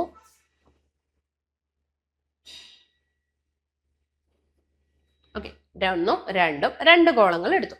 ഓക്കെ, ഈ രണ്ട് ഗോളങ്ങൾ ചേർന്നപ്പോൾ നിങ്ങൾക്ക് കാണാൻ പറ്റുമല്ലോ, ഇവരിതാ കൂട്ടിമുട്ടുന്ന സ്ഥലത്ത് ഇതാ നമുക്ക് ഈ ഒരു ഷേപ്പ് അല്ലേ കിട്ടിയേ.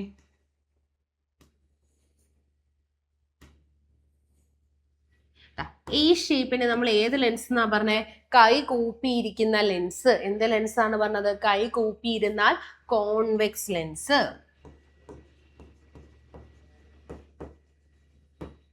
നമുക്ക് കോൺവെക്സ് ലെൻസ് ആണ് ലഭിച്ചത്. ഓക്കെ, ഇനി ഇതാ വീണ്ടും രണ്ട് ഗോളങ്ങൾ എടുക്കുന്നു.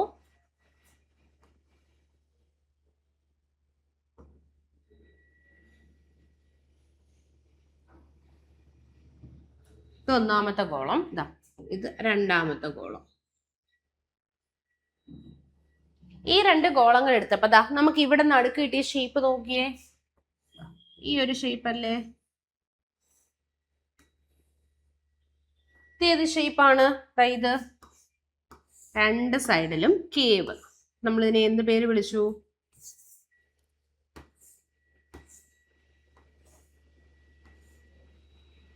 ഇതിനെ നമ്മൾ കോൺ കേവ് ലെൻസ് എന്നാണ് വിളിച്ചത് അല്ലെ? അപ്പൊ നമുക്ക് എന്ത് മനസ്സിലായി?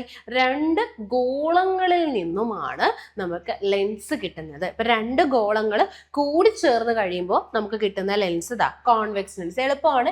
രണ്ട് ലെൻസുകൾ കൂടി ചേരുമ്പോൾ, രണ്ട് ഗോളങ്ങൾ ഇങ്ങനെ കൂടി ചേരുമ്പോൾ ഈ ഒരു ഷേപ്പാണ് നമുക്ക് കിട്ടുന്നത്. അത് നമ്മൾ കോൺവെക്സ് ലെൻസ് എന്ന് പറഞ്ഞു. ഇനി രണ്ട് ലെൻസുകൾ രണ്ട് ഗോളങ്ങൾ അകത്തി വെക്കുന്ന സമയത്ത് ഇതാ ഈ ഒരു ഷേപ്പ് കിട്ടും. ഇതിനെ നമ്മൾ കോൺകേവ് ലെൻസ് എന്നാണ് പറഞ്ഞത്. അപ്പൊ നമുക്ക് രണ്ട് ഗോളങ്ങളിൽ നിന്നുമാണ് ലെൻസിനെ കിട്ടിയത്. ഇതാണ് ഈ ഒരു പരീക്ഷണം. ജസ്റ്റ് ഈ ഒരു പിക്ചറിൽ നിന്നും നമുക്ക് മനസ്സിലാക്കാൻ പറ്റുന്നത്. അപ്പൊ നമുക്ക് ബാക്കി കാര്യങ്ങൾ നോക്കാം. നോക്കിയേ, ഓരോ ലെൻസിലും രണ്ട് പ്രതലങ്ങളുണ്ട്. ഇവ രണ്ടിലൂടെയും പ്രകാശം കടന്നു പോകുമ്പോൾ അപവർത്തനം സംഭവിക്കും. അതായത് ഒരു ലെൻസിന് രണ്ട് അപവർത്തന പ്രതലങ്ങളുണ്ട്. നിങ്ങൾ നോക്കിയേ, ഒരു ലെൻസിന് രണ്ട് പ്രതലമുണ്ട്, അല്ലെങ്കിൽ രണ്ട് സർഫസ് ഉണ്ട്. ഞാൻ ഇത് നമ്മളുടെ ആദ്യത്തെ ലെൻസ് വെച്ചിട്ട് നിങ്ങൾക്ക് പറഞ്ഞുതരാം. നമ്മൾ നോക്കിയേ, ആദ്യം ഒരു ഗോളം എടുക്കുന്നു. ഓക്കെ, രണ്ടാമതൊരു ഗോളം എടുക്കുന്നു. ഓക്കെ, ഈ രണ്ട് ഗോളങ്ങളും കൂടി ചേരുന്നിടത്ത് നമുക്ക് ഇത്തരത്തിലൊരു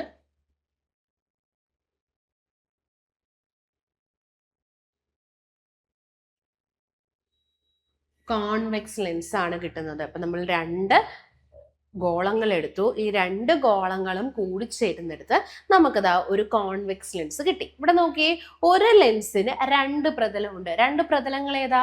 രണ്ട് സർഫസ് ഏതാ? ഇതാണ് ഒന്നാമത്തെ പ്രതലം, അല്ലെങ്കിൽ ആ ഒന്നാമത്തെ ഗോളം.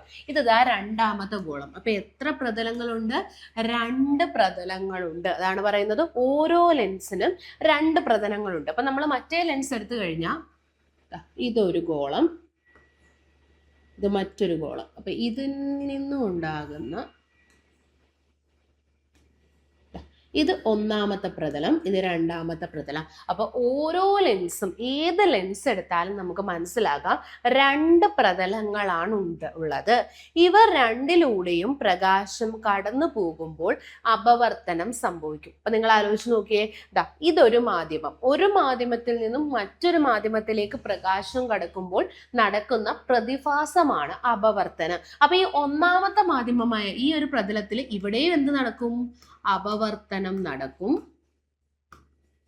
ഇനി തൊട്ടടുത്തുള്ള രണ്ടാമത്തെ പ്രതലത്തിലും എന്ത് നടക്കും? അപവർത്തനം നടക്കും. ഓക്കെ, അതായത് പ്രകാശം കടന്നു പോകുമ്പോൾ ഒരു ലെൻസിന് രണ്ട് അപവർത്തന തലങ്ങളുണ്ട്, അല്ലെങ്കിൽ പ്രതലങ്ങളുണ്ട്. മനസ്സിലായോ? അപ്പൊ ലെൻസിന്റെ ഒരു ഡെഫിനിഷൻ ആണ്, നമ്മളൊരു ലെൻസ് എടുത്തു കഴിഞ്ഞാൽ അവയ്ക്ക് രണ്ട് പ്രതലമുണ്ട്. ഇത് ഒരു പ്രതലം, ഇത് രണ്ടാമത്തെ പ്രതലം. അങ്ങനെ മൊത്തത്തില് രണ്ട് പ്രതലമുണ്ട്. ഓരോ പ്രതലത്തിലും എന്ത് സംഭവിക്കും? അപവർത്തനം സംഭവിക്കും. അപ്പൊ ഒന്നാമത്തെ പ്രതലത്തിലും അപവർത്തനം സംഭവിക്കും, രണ്ടാമത്തെ പ്രതലത്തിലും എന്ത് സംഭവിക്കും?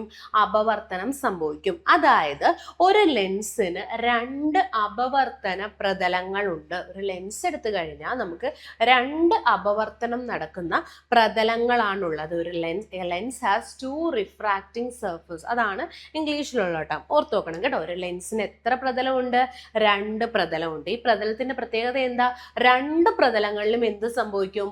അപവർത്തനം. അപവർത്തനം നമുക്കറിയാം, പ്രകാശം ഒരു മാധ്യമത്തിൽ നിന്നും മറ്റൊരു മാധ്യമത്തിലേക്ക് കടക്കുമ്പോൾ പ്രകാശപാതയ്ക്കുണ്ടാകുന്ന ചരിവ്.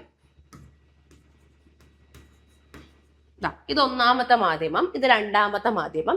ഇവരെ സെപ്പറേറ്റ് ചെയ്യുന്ന ഒരു ലൈനാണ് ഞാൻ റെഡ് കളറിൽ കൊടുത്തിരിക്കുന്നത്. അപ്പൊ ഒരു പ്രകാശം ഇങ്ങനെ വരികയാണെങ്കിൽ അതിന്റെ പാത നമുക്ക് കാണാൻ പറ്റും, ചെറുതായിട്ടൊന്നും മാറി. എൻ്റെ പാതയ്ക്ക് ചെറിയൊരു വ്യത്യാസം സംഭവിക്കുന്നു. ഈ ഒരു പ്രതിഭാസത്തെ നമ്മൾ വിളിക്കുന്ന പേരാണ് അപവർത്തനം. അപ്പോൾ ഓർത്തു വെക്കണം, ഒരു ലെൻസ് എടുത്തു കഴിഞ്ഞാൽ എത്ര പ്രതലമുണ്ട് ലെൻസിന്? രണ്ട്. ലെൻസിൽ നടക്കുന്ന പ്രതിഭാസം ഏത്? അപവർത്തനം. ഓർത്തു വെക്കണം. കണ്ണാടിയിലാണെങ്കിൽ, നമ്മൾ സാധാരണ കണ്ണാടികളിൽ എപ്പോഴും നടക്കുന്നത് പ്രതിഫലനമാണ്. എന്നാൽ ലെൻസിൽ നടക്കുന്ന പ്രതിഭാസം ചോദിച്ചിട്ടുണ്ട്, ലെൻസിൽ നടക്കുന്ന പ്രതിഭാസം ഏത്? അപവർത്തനം. ഒരു ലെൻസിന് രണ്ട് പ്രതലങ്ങളുണ്ട്. രണ്ട് പ്രതലങ്ങളിലൂടെ നടക്കുന്ന പ്രതിഭാസം ഏതൊക്കെയാണെന്ന് ചോദിച്ചാൽ നമുക്ക് എന്ത് പറയാം? അപവർത്തനമാണ്. അപ്പൊ നമുക്ക് പറയാൻ പറ്റും ലെൻസിന് രണ്ട് അപവർത്തന പ്രതലമുണ്ട്. രണ്ട് പ്രതലമുണ്ട്, രണ്ട് പ്രതലത്തിലും അപവർത്തനം നടക്കും. അതുകൊണ്ട് നമുക്ക് പറയാം ഒരു ലെൻസിന് രണ്ട് അപവർത്തന പ്രതലങ്ങൾ ഉണ്ട്. അപ്പൊ നോക്കിയേ, ലെൻസിന് അപവർത്തന പ്രതലങ്ങൾ ഏതിന്റെ ഭാഗമാണ്? അപ്പൊ നമുക്ക് ലെൻസിൽ ഒരു അപവർത്തന പ്രതലം കണ്ടല്ലോ, അത് ഏതിന്റെ ഭാഗമാ? ഈ അപവർത്തന പ്രതലങ്ങൾ ഏതിന്റെ ഭാഗമായിട്ട് വരും? ഗോളമാണ്. നിങ്ങൾക്ക് കാണുമ്പോൾ ഇങ്ങനെ വൃത്തം പോലെ തോന്നാം. ഇത് വൃത്തമാണെങ്കിലും നമുക്ക് ഈ ഗോളം, വൃത്തം എന്ന് പറയുന്നത് 2 ഡയമെൻഷനില്ല. നിങ്ങൾ ആലോചിച്ച് നോക്കി, ഇവിടെ എക്സ് ആക്സിസും വൈ ആക്സിസും, രണ്ട് ആക്സിസ് അല്ലേ ഉള്ളൂ. അപ്പൊ എനിക്കൊരു വട്ടത്തിന്റെ രൂപത്തിലേ കാണിക്കാൻ പറ്റും. പക്ഷെ നിങ്ങൾ മനസ്സിലാക്കുക, ഇത് എന്താണ്? ഗോളമാണ്. എന്താണ്? ഗോളമാണ്. ഇതൊക്കെ സ്റ്റേറ്റ്മെന്റ് ആയിട്ട് ചോദിക്കാൻ ചാൻസ് ഉണ്ട്. അതാ നോക്കിയേ, ലെൻസിനെ പറ്റിയുള്ള പോയിന്റ് ആണ്. അപവർത്തന പ്രതലങ്ങൾ ഗോളങ്ങളുടെ ഭാഗമായി വരുന്ന സുതാര്യ മാധ്യമമാണ് ലെൻസ്. ലെൻസിന്റെ പ്രത്യേകത എന്താ? ലെൻസ് എന്ന് പറയുന്നതിന് രണ്ട് പ്രതലങ്ങളുണ്ട്. ഈ രണ്ട് പ്രതലങ്ങളിലും നടക്കുന്ന പ്രതിഭാസം ഏതാണ്? അപവർത്തനം. കൃത്യമായി പഠിക്കണേ. ഒന്നാമത്തെ പ്രതലത്തിലും അപവർത്തനം നടക്കും, രണ്ടാമത്തെ പ്രതലത്തിലും അപവർത്തനം നടക്കും. അതുകൊണ്ട് നമുക്ക് പറയാം ലെൻസിന് രണ്ട് അപവർത്തന പ്രതലമുണ്ട്. അതായത് പ്രതലങ്ങളിൽ അപവർത്തനം നടക്കുന്നു. അങ്ങനെ രണ്ട് അപവർത്തന പ്രതലങ്ങളാണുള്ളത്. ഇനി ഈ അപവർത്തന പ്രതലങ്ങൾ എന്തിന്റെ ഭാഗമാണ്? ഈ ഒരു പ്രതലം നമുക്ക് നോക്കിക്കഴിഞ്ഞാൽ കാണാൻ പറ്റും, ഒരു ഗോളത്തിന്റെ അല്ലെങ്കിൽ സ്പിയറിന്റെ ഭാഗമാണ്. ഈ അപവർത്തന പ്രതലങ്ങൾ എന്തിന്റെ ഭാഗമാണ്? ഗോളങ്ങളുടെ ഭാഗമാണ്. അങ്ങനെയാണെങ്കിൽ ഇതിന്റെ സ്റ്റേറ്റ്മെന്റ് നോക്കുക. അപവർത്തന പ്രതലങ്ങൾ, അതായത് ആ ഒരു റിഫ്രാക്ഷൻ നടക്കുന്ന പ്രതലം, അപവർത്തനം നടക്കുന്ന പ്രതലം എന്തിന്റെ ഭാഗമാണ്? ഗോളത്തിന്റെ ഭാഗമാണെന്നല്ലേ പറഞ്ഞേ? അപവർത്തന പ്രതലങ്ങൾ ഗോളങ്ങളുടെ ഭാഗമായി വരുന്ന സുതാര്യ മാധ്യമം, അതായത് ലെൻസ് എന്ന് പറയുമ്പോൾ ട്രാൻസ്പെറന്റ്, നമുക്ക് കാണാൻ പറ്റും. നിങ്ങൾ കോൺകേവ് ആയിക്കോട്ടെ കോൺവെക്സ് ആയിക്കോട്ടെ, ഈ ലെൻസിലൂടെ പ്രകാശരശ്മി കടത്തി വിട്ട് കഴിഞ്ഞാൽ എന്ത് ചെയ്യും? ഈ പ്രകാശരശ്മി ലെൻസിലൂടെ കടന്നു പോകും അല്ലെ? അപ്പോൾ ലെൻസുകളുടെ, അല്ലെങ്കിൽ നമ്മൾ ഏത് ലെൻസ് എടുത്താലും അവർക്ക് എന്തുണ്ട്? അതൊരു സുതാര്യ മാധ്യമമാണ്. അതിലൂടെ എന്ത് ചെയ്യാൻ പറ്റും? സൂര്യപ്രകാശത്തിന് കടന്നു പോകാൻ പറ്റും. സോ അപവർത്തന പ്രതലങ്ങൾ ഗോളങ്ങളുടെ ഭാഗമായി വരുന്ന സുതാര്യ മാധ്യമമാണ് ലെൻസ്. ഈ സ്റ്റേറ്റ്മെന്റ് ഇമ്പോർട്ടന്റ് ആണ്, നോക്കി വെക്കുക. അപവർത്തന പ്രതലങ്ങൾ ആരുടെ ഭാഗമായി വരുന്ന? ഗോളങ്ങളുടെ ഭാഗമായി വരുന്ന സുതാര്യ മാധ്യമം. ചിലപ്പം അതാര്യം എന്ന് ചോദിക്കും, അതായിരിക്കും സ്റ്റേറ്റ്മെന്റ് റോങ് ആയിട്ട് വരുന്നത്. ശ്രദ്ധിക്കണം, സുതാര്യം, ലൈറ്റിനെ കടത്തിവിടുന്ന മാധ്യമമാണ് ലെൻസ്. അപ്പൊ ലെൻസിനെ പറ്റി കണ്ടു. ലെൻസിന് രണ്ട് പ്രതലങ്ങളുണ്ട്. ഏത് പ്രതിഭാസമാണ് ലെൻസിൽ നടക്കുന്നത്? അപവർത്തനമാണ്. ഒരു പ്രതലത്തിൽ മാത്രമാണോ അപവർത്തനം നടക്കുന്നത്? അല്ല, രണ്ട് പ്രതലത്തിലും നടക്കുന്ന പ്രതിഭാസം എന്ത് തന്നെയാണ്? അപവർത്തനമാണ്. ഇനി ഈ ലെൻസ് എന്തിന്റെ ഭാഗമാണെന്ന് ചോദിച്ചാൽ എന്ത് പറയാം? ഗോളങ്ങളുടെ ഭാഗമാണ് ലെൻസ്. ഇനി നമ്മൾ നോക്കിയേ, അപവർത്തന പ്രതലങ്ങൾ ഗോളങ്ങളുടെ ഭാഗമായി വരുന്ന സുതാര്യ മാധ്യമത്തെയാണ് നമ്മൾ എന്തെന്ന് വിളിക്കുന്നത്? ലെൻസ് എന്ന് വിളിക്കുന്നത്. ഓക്കെ അല്ലേ? ഓക്കെ, അടുത്തത് നോക്കാം. ലെൻസുമായി ബന്ധപ്പെട്ട കുറച്ച് ടേംസ് ആണ് നമ്മൾ നോക്കുന്നത്. Lens related terms.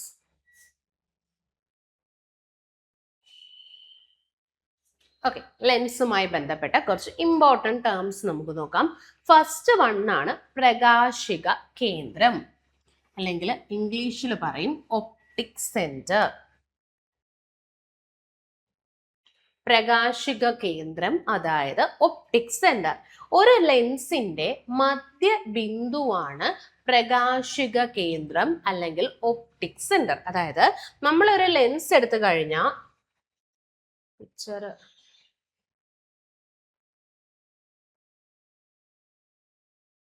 വരച്ചു കാണിക്കാം. നമ്മളിപ്പോൾ ഒരു ലെൻസ് എടുത്താൽ ആ ലെൻസിന്റെ സെന്റർ പോയിന്റ്, അതായത് നമ്മൾ നേരത്തെ ദർപ്പണവും വെച്ചിട്ട് നിങ്ങളിത് കമ്പയർ ചെയ്ത് പഠിക്കണം.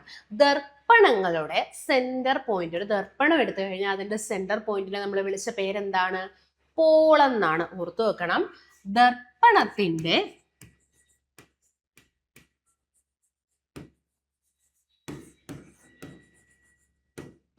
മധ്യബിന്ദുവാണ്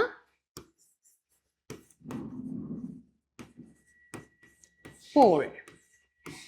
ഒരു ദർപ്പണം എടുത്തു കഴിഞ്ഞാൽ ദർപ്പണത്തിന്റെ സെന്ററിൽ വരുന്ന ബിന്ദുവിനെ നമ്മൾ വിളിക്കുന്ന പേരാണ് പോള്.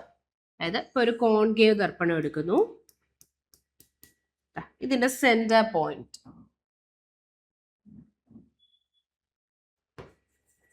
ഇതിനെ ഞാൻ പോൾ എന്ന് വിളിക്കുന്നു. അല്ലെങ്കിൽ ഇപ്പൊ ഒരു കോൺവെക്സ് ദർപ്പണം എടുക്കുന്നു,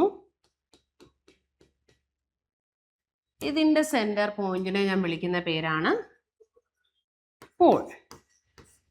അപ്പോൾ ഏതൊരു ദർപ്പണം എടുത്താലും ദർപ്പണത്തിന്റെ കേന്ദ്ര പോയിന്റിനെ അല്ലെങ്കിൽ സെൻട്രൽ പോയിന്റിനെ നമ്മൾ വിളിക്കുന്ന പേരാണ് പോള്. ദർപ്പണം എടുത്താൽ അതിന്റെ സെന്റർ ആയിട്ട് വരുന്ന പോയിന്റിനെ വിളിക്കുന്ന പേരാണ് പോള്. ഓക്കെ അല്ലേ? ദർപ്പണങ്ങളുടെ സെന്റർ പോയിന്റ് ആണ് പോള്. ഓക്കെ ആണോ? ഓക്കെ. എന്നാ ഇനി നമ്മൾ ലെൻസിന്റെ കേസിൽ ലെൻസിന്റെ സെന്റർ പോയിന്റ്, മധ്യബിന്ദുവിനെ നമ്മൾ വിളിക്കുന്ന പേരാണ് ഒപ്റ്റിക് സെന്റർ, അല്ലെങ്കിൽ വിളിക്കാം പ്രകാശിക കേന്ദ്രം. അതായത്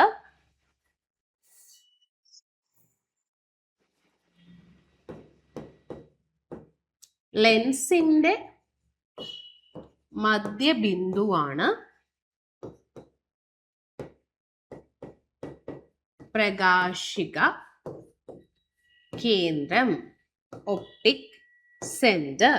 ഓക്കെ, മിററിന്റെ കേസിലാണെങ്കിൽ പോള്. ഓർത്തു വെക്കുക, മിററിന്റെ കേസിൽ സെന്റർ പോയിന്റിനെ നമ്മൾ വിളിക്കും പോള്. ലെൻസിന്റെ കേസിലെ മധ്യബിന്ദുവിനെ നമ്മൾ വിളിക്കുന്ന പേരാണ് പ്രകാശിക കേന്ദ്രം, അല്ലെങ്കിൽ നമുക്ക് വിളിക്കാം ഒപ്റ്റിക് സെന്റർ. ഓക്കെ, അപ്പൊ ഇതാ നോക്കിയേ, ഞാനൊരു കോൺവെക്സ് ലെൻസ് എടുക്കുകയാണ്.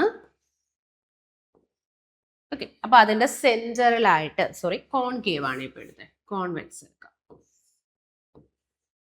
ഓക്കെ, അപ്പൊ ഈ ലെൻസിന്റെ സെന്റർ പോയിന്റ് ഉണ്ടല്ലോ, അതാ ഇവിടെ, ഇതിനെയാണ് ഞാൻ ഒപ്റ്റിക് സെന്റർ അല്ലെങ്കിൽ പ്രകാശിക കേന്ദ്രം എന്ന് വിളിക്കുന്നത്.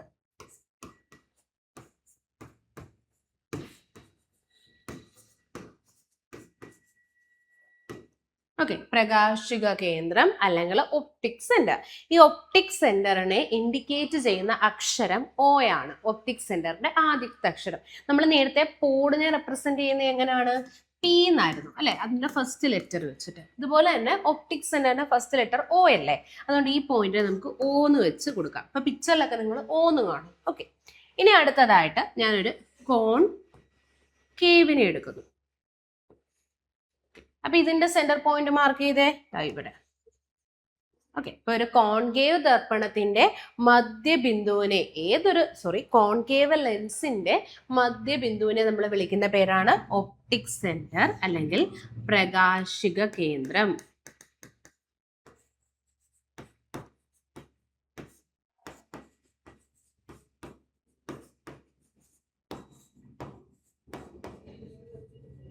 ഒപ്റ്റിക് സെന്റർ അല്ലെങ്കിൽ പ്രകാശിക കേന്ദ്രം.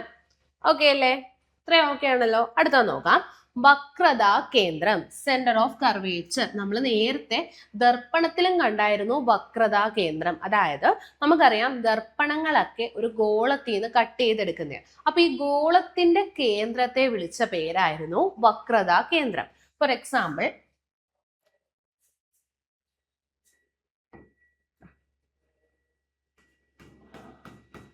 ഞാൻ ഇവിടെ ഒരു കോൺകേവ് ദർപ്പണം കൊടുത്തു. അപ്പൊ ഈ ദർപ്പണത്തെ എനിക്ക് കംപ്ലീറ്റ് ചെയ്യണമെങ്കിൽ ഇത് എവിടെ നിന്ന് എടുത്തതാണ്? ഒരു ഗോളത്തിൽ നിന്ന് എടുത്തതാണ് അല്ലെ. അപ്പൊ ഇത് എനിക്ക് ഗോളവും കംപ്ലീറ്റ് ചെയ്യുകയാണ്. അപ്പൊ ഈ ദർപ്പണം എന്തിന്റെ ഭാഗമാണ്? ഗോളത്തിന്റെ ഭാഗമാണ്. അപ്പൊ ഈ ഗോളത്തിന് എന്ത് കാണും? ഒരു കേന്ദ്രം കാണും. അപ്പൊ ഈ ഗോളത്തിന്റെ കേന്ദ്രത്തെ നമ്മൾ വിളിക്കുന്ന പേരാണ് വക്രതാ കേന്ദ്രം അഥവാ സെന്റർ ഓഫ് കർവേച്ചർ, വക്രത കേന്ദ്രം. ഓക്കെ, ഇനി അതുപോലെ തന്നെ നമ്മൾ എന്ത് ചെയ്യുന്നു? ഒരു ലെൻസ് എടുക്കുന്ന സമയത്തും ലെൻസിന് എന്തുണ്ട്? 2 അപവർത്തന പ്രതലങ്ങൾ ഉണ്ടെന്ന് കണ്ടല്ലേ. ഒരു ലെൻസ് എടുത്താൽ ഓരോ അപവർത്തന പ്രതലവും ഗോളത്തിന്റെ ഭാഗമാണ്. ഈ ഗോളങ്ങളുടെ കേന്ദ്രമാണ് വക്രതാ കേന്ദ്രങ്ങൾ. അതായത്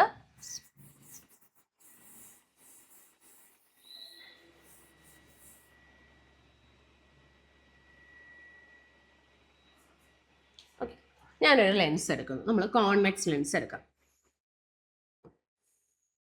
ഓക്കെ, ഇനി ഓരോ ലെൻസ്, നമ്മളിപ്പോ ഒരു കോൺവെക്സ് ലെൻസ് എടുക്കുമ്പോൾ 2 പ്രതലങ്ങളില്ലേ? ഇത് ഒന്നാമത്തെ പ്രതലം, ഇത് രണ്ടാമത്തെ പ്രതലം. ഇനി ഓരോ പ്രതലവും എന്തിന്റെ ഭാഗമാണ്? ഒരു ഗോളത്തിന്റെ ഭാഗമാണ്. അപ്പൊ ഞാൻ ലെൻസ് എടുത്തു, ഓരോ പ്രതലത്തെയും വെച്ചിട്ട് ഞാൻ എന്ത് ചെയ്യാൻ പോവുകയാണ്? ഗോളങ്ങൾ വരയ്ക്കാൻ പോവുകയാണ്. അപ്പം ഈ ഒരു പ്രതലം, ഈ ഒന്നാമത്തെ പ്രതലത്തിന്റെ ബാലൻസ് വെച്ചിട്ട് ഞാനൊരു ഗോളം വരയ്ക്കുന്നു. എനിക്കൊരു ഗോളം കിട്ടി. ഇനി ഈ രണ്ടാമത്തെ പ്രതലം ഇത് വെച്ചിട്ട് ഞാൻ വീണ്ടും ഒരു ഗോളം വരയ്ക്കുന്നു.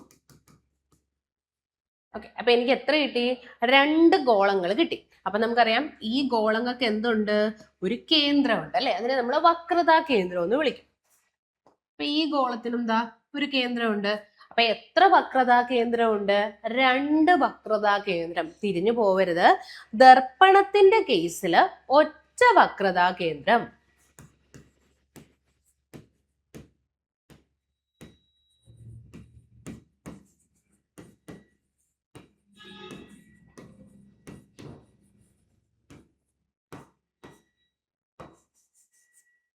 ദർപ്പണങ്ങൾക്ക് വക്രതാ കേന്ദ്രം അല്ലെങ്കിൽ സെന്റർ ഓഫ് കർവേച്ചർ ഒന്നാണ്. നമ്മൾ സി എന്നാണ് കൊടുക്കുന്നത്. സെന്റർ ഓഫ് കർവേച്ചർ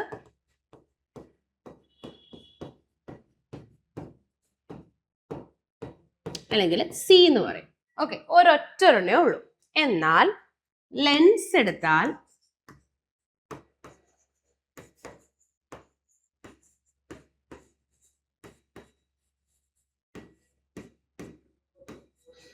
വക്രതാ കേന്ദ്രം 2 അല്ലെങ്കിൽ സെന്റർ ഓഫ് കർവേച്ചർ സി 2.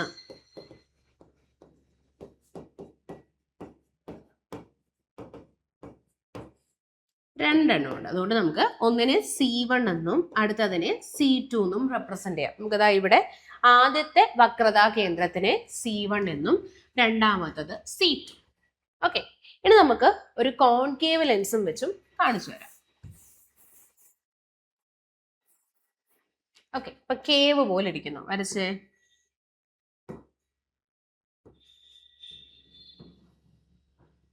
ഇത് കംപ്ലീറ്റ് ചെയ്ത് വരയ്ക്കാം. ഈ പ്രതലം വെച്ചിട്ട് ഒരു പ്രതലം, ഒരു ഗോളം വരച്ചു. അതിനൊരു കേന്ദ്രമുണ്ട്, അതിന് C എന്ന് കൊടുക്കാം. രണ്ടാമതായതുകൊണ്ട് C2. ഓക്കെ, ഇനി ഇത് വെച്ചിട്ട്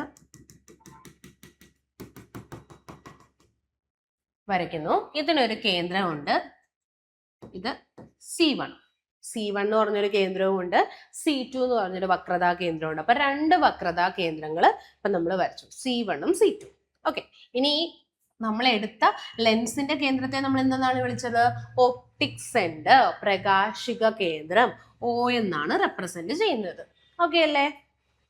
ഓക്കെ, അപ്പൊ നമ്മള് പ്രകാശിക കേന്ദ്രം എന്താണെന്ന് പഠിച്ചു. അത് നമ്മൾ ലെൻസുമായി ബന്ധപ്പെട്ട ടേംസ് ആണ് നോക്കുന്നത്.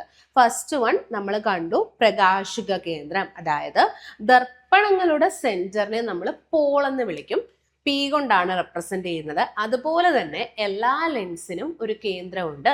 ലെൻസിന്റെ കേന്ദ്രത്തെ, മധ്യബിന്ദുവിനെ നമ്മൾ വിളിക്കുന്ന പേരാണ് ഒപ്റ്റിക് സെന്റർ. O വെച്ച് റെപ്രസെന്റ് ചെയ്യും, അല്ലെങ്കിൽ പ്രകാശിക കേന്ദ്രം എന്നാണ് നമ്മൾ അവരെ മലയാളത്തിൽ പറയുന്നത്. ഓക്കെ അല്ലേ? അടുത്തത് നോക്കാം, വക്രതാ കേന്ദ്രം അല്ലെങ്കിൽ സെന്റർ ഓഫ് കർവേച്ചർ. ഇപ്പൊ നമ്മൾ ദർപ്പണങ്ങൾ എടുക്കുവാണെങ്കിൽ നമുക്ക് മനസ്സിലാകാം, എല്ലാ ദർപ്പണങ്ങളും എന്തിൽ നിന്നും നമ്മൾ കട്ട് ചെയ്തെടുക്കുന്നതാണ്? നമ്മൾ എല്ലാ ദർപ്പങ്ങളെയും ഗോളങ്ങളിൽ നിന്നും കട്ട് ചെയ്തെടുക്കുന്നതാണ്. അപ്പൊ ഗോളങ്ങൾക്കൊരു കേന്ദ്രമുണ്ട്, ഇതാണ് വക്രതാ കേന്ദ്രം. എന്നാൽ ലെൻസ് എടുത്തു കഴിഞ്ഞാൽ നമുക്ക് കാണാൻ പറ്റും, 2 പ്രതലം ഉള്ളത് കൊണ്ട് തന്നെ 2 ഗോളങ്ങൾ ഇതിന്റെ ഭാഗമായി വരും. അതിനാൽ ഇവർക്ക് 2 വക്രതാ കേന്ദ്രമുണ്ട്. ഓർത്തു വെക്കണം, ദർപ്പണങ്ങൾക്ക് ഒരു വക്രതാ കേന്ദ്രമേ ഉള്ളൂ, ലെൻസിന് 2 വക്രതാ കേന്ദ്രം. അപ്പൊ അതിപ്പോ നിങ്ങൾ ഈ പിക്ചറിൽ നിന്ന് മനസ്സിലാക്കണം. ഞാനിപ്പം വരച്ചു തന്നത് വെച്ചിട്ട് ഇതൊക്കെ മനസ്സിൽ അങ്ങനെ ഓർക്കാൻ പറ്റില്ല. അല്ലാതെ കാണാപ്പാഠം പഠിക്കാൻ നിന്നാൽ ഒരുപാട് കാര്യങ്ങൾ നമുക്ക് ബൈഹാർട്ട് ചെയ്യേണ്ടി വരും. ഇങ്ങനെ ഒന്ന് റിലേറ്റ് ചെയ്ത് പഠിക്കാം. ഓക്കെ അല്ലേ? അടുത്തത് നോക്കാം, പ്രകാശിക അക്ഷം. ലെൻസിന്റെ വക്രതാ കേന്ദ്രങ്ങളിലൂടെയും പ്രകാശിക കേന്ദ്രത്തിലൂടെയും കടന്നു പോകുന്ന സാങ്കല്പിക രേഖയാണ് പ്രകാശിക അക്ഷം അല്ലെങ്കിൽ ഒപ്റ്റിക് ആക്സിസ്. അപ്പം ഒപ്റ്റിക് ആക്സിസ് എന്ന് പറഞ്ഞു കഴിഞ്ഞാൽ വക്രതാ കേന്ദ്രങ്ങളിലൂടെയും പ്രകാശിക കേന്ദ്രത്തിലൂടെയും കടന്നു പോകുന്ന രേഖയെ നമ്മൾ വിളിക്കുന്ന പേരാണ് പ്രകാശിക അക്ഷം, ഒപ്റ്റിക് ആക്സിസ്. അതായത് ഒരു കോൺവെക്സ് ദർപ്പണം എടുക്കുന്നു. ഓക്കെ, അപ്പൊ ഇതിന്റെ കേന്ദ്ര പോയിന്റിനെ നമുക്കറിയാം, അതിനെ നമ്മൾ ഒപ്റ്റിക് സെന്റർ, ലെൻസിന്റെ മധ്യബിന്ദു ഒപ്റ്റിക് സെന്റർ അല്ലെങ്കിൽ പ്രകാശിക കേന്ദ്രം. ഓക്കെ, ഇനി ഇവരെ വെച്ചിട്ട് നമുക്ക് എന്ത് വരയ്ക്കാം? ഇവരുടെ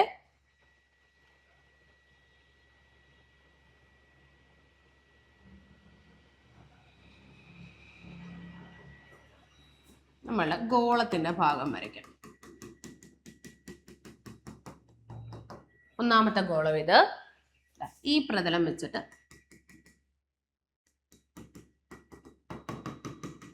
രണ്ടാമത്തെ ഗോളം ഇത്. ഓക്കെ, ഇപ്പൊ ഗോളത്തിന്റെ കേന്ദ്രങ്ങളെ നമ്മൾ വരച്ചു. അതിനെ നമ്മൾ സെന്റർ ഓഫ് കർവേച്ചർ അല്ലെങ്കിൽ വക്രത കേന്ദ്രം എന്ന് വിളിച്ചു. ഇനി ഈ 3 പോയിന്റിനെയും കണക്ട് ചെയ്തുകൊണ്ട്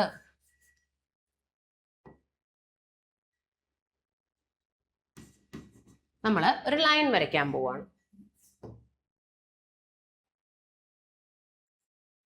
ഓക്കെ, അതായത് വക്രതാ കേന്ദ്രങ്ങളെയും നമ്മുടെ പ്രകാശിക ബിന്ദു ഒപ്റ്റിക് സെന്റർ, പ്രകാശിക കേന്ദ്രത്തെയും വക്രതാ സെന്റർ ഓഫ് കർവേച്ചറിനെയും ഒപ്റ്റിക് സെന്ററിനെയും, സെന്റർ ഓഫ് കർവേച്ചർ എന്ന് പറഞ്ഞാൽ വക്രതാ കേന്ദ്രത്തെയും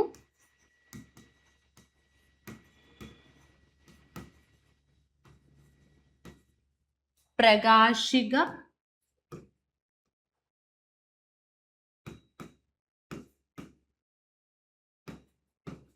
കേന്ദ്രം, ഒപ്റ്റിക് സെന്ററിനെയും കണക്ട് ചെയ്തുകൊണ്ട് വരച്ച ഈ ഒരു ലൈൻ ഇല്ലേ, യഥാർത്ഥത്തിൽ ഇങ്ങനെ ഒരു ലൈൻ ഇല്ല, നമ്മൾ വരയ്ക്കുന്ന ഒരു ഇമാജിനറി ലൈൻ ആണ് ഇതായത്. ഈ ലൈൻ കണ്ടോ, ഈ ലൈനെ നമ്മൾ വിളിക്കുന്ന പേരാണ് പ്രകാശിക ആക്സിസ്, പ്രകാശിക അക്ഷം അല്ലെങ്കിൽ ഒപ്റ്റിക് ആക്സിസ്. പ്രകാശിക അക്ഷം എന്താണ്? പ്രകാശിക അക്ഷം എന്ന് പറഞ്ഞാൽ വക്രതാ കേന്ദ്രങ്ങളെയും പ്രകാശിക കേന്ദ്രത്തെയും കണക്ട് ചെയ്തുകൊണ്ട് വരയ്ക്കുന്ന സാങ്കല്പിക രേഖ. ഇതാ നോക്കിയേ, പ്രകാശിക അക്ഷം അല്ലെങ്കിൽ ഒപ്റ്റിക് ആക്സിസ് എന്ന് പറയുന്നത് ലെൻസിന്റെ വക്രതാ കേന്ദ്രങ്ങളിലൂടെയും പ്രകാശിക കേന്ദ്രങ്ങളിലൂടെയും കടന്നു പോകുന്ന സാങ്കല്പിക, ഇമ്പോർട്ടൻ്റ് ആണ്, ഇമാജിനറി സാങ്കല്പിക രേഖയാണ് പ്രകാശിക അക്ഷം. അങ്ങനാണെങ്കിൽ നമുക്ക് കോൺകേവ് ലെൻസിന്റെ പ്രകാശിക അക്ഷം കൂടി വരയ്ക്കാം. ഒരു കോൺകേവ് ലെൻസ് വരയ്ക്കുന്നു.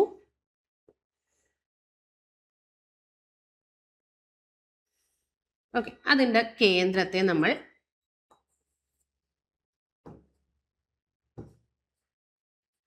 പ്രകാശിക കേന്ദ്രം അഥവാ ഒപ്റ്റിക് സെന്റർ എന്ന് വരയ്ക്കുന്നു. ഇനി നമുക്ക് ഈ ലെൻസ് കംപ്ലീറ്റ് ചെയ്യാം.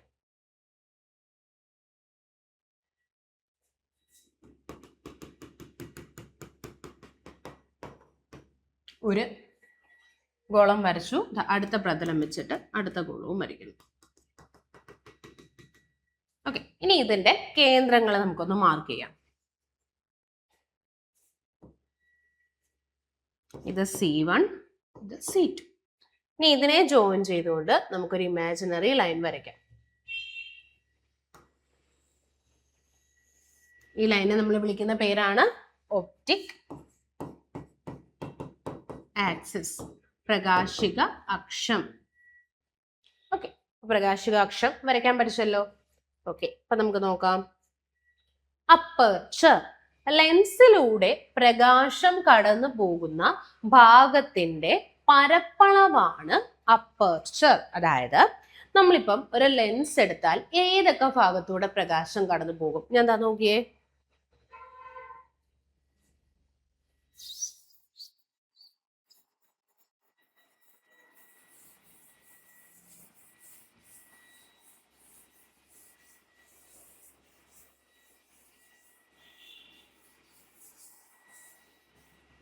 ഓക്കെ, ഞാനൊരു കോൺവെക്സ് ലെൻസ് എടുക്കുന്നു.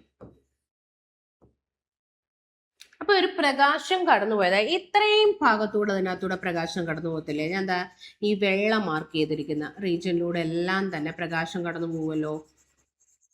നോക്കിയേ,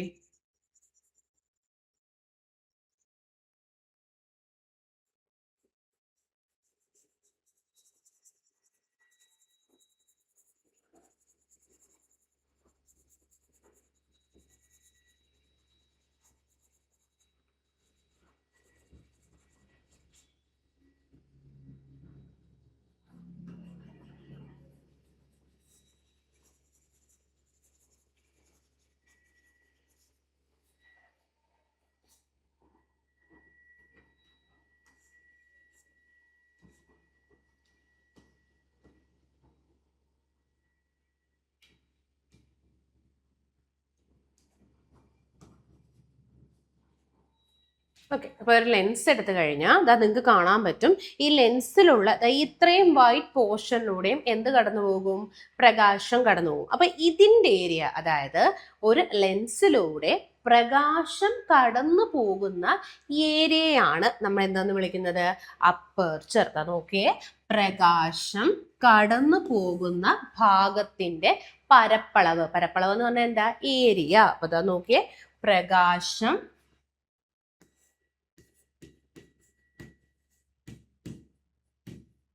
കടന്നു പോകുന്ന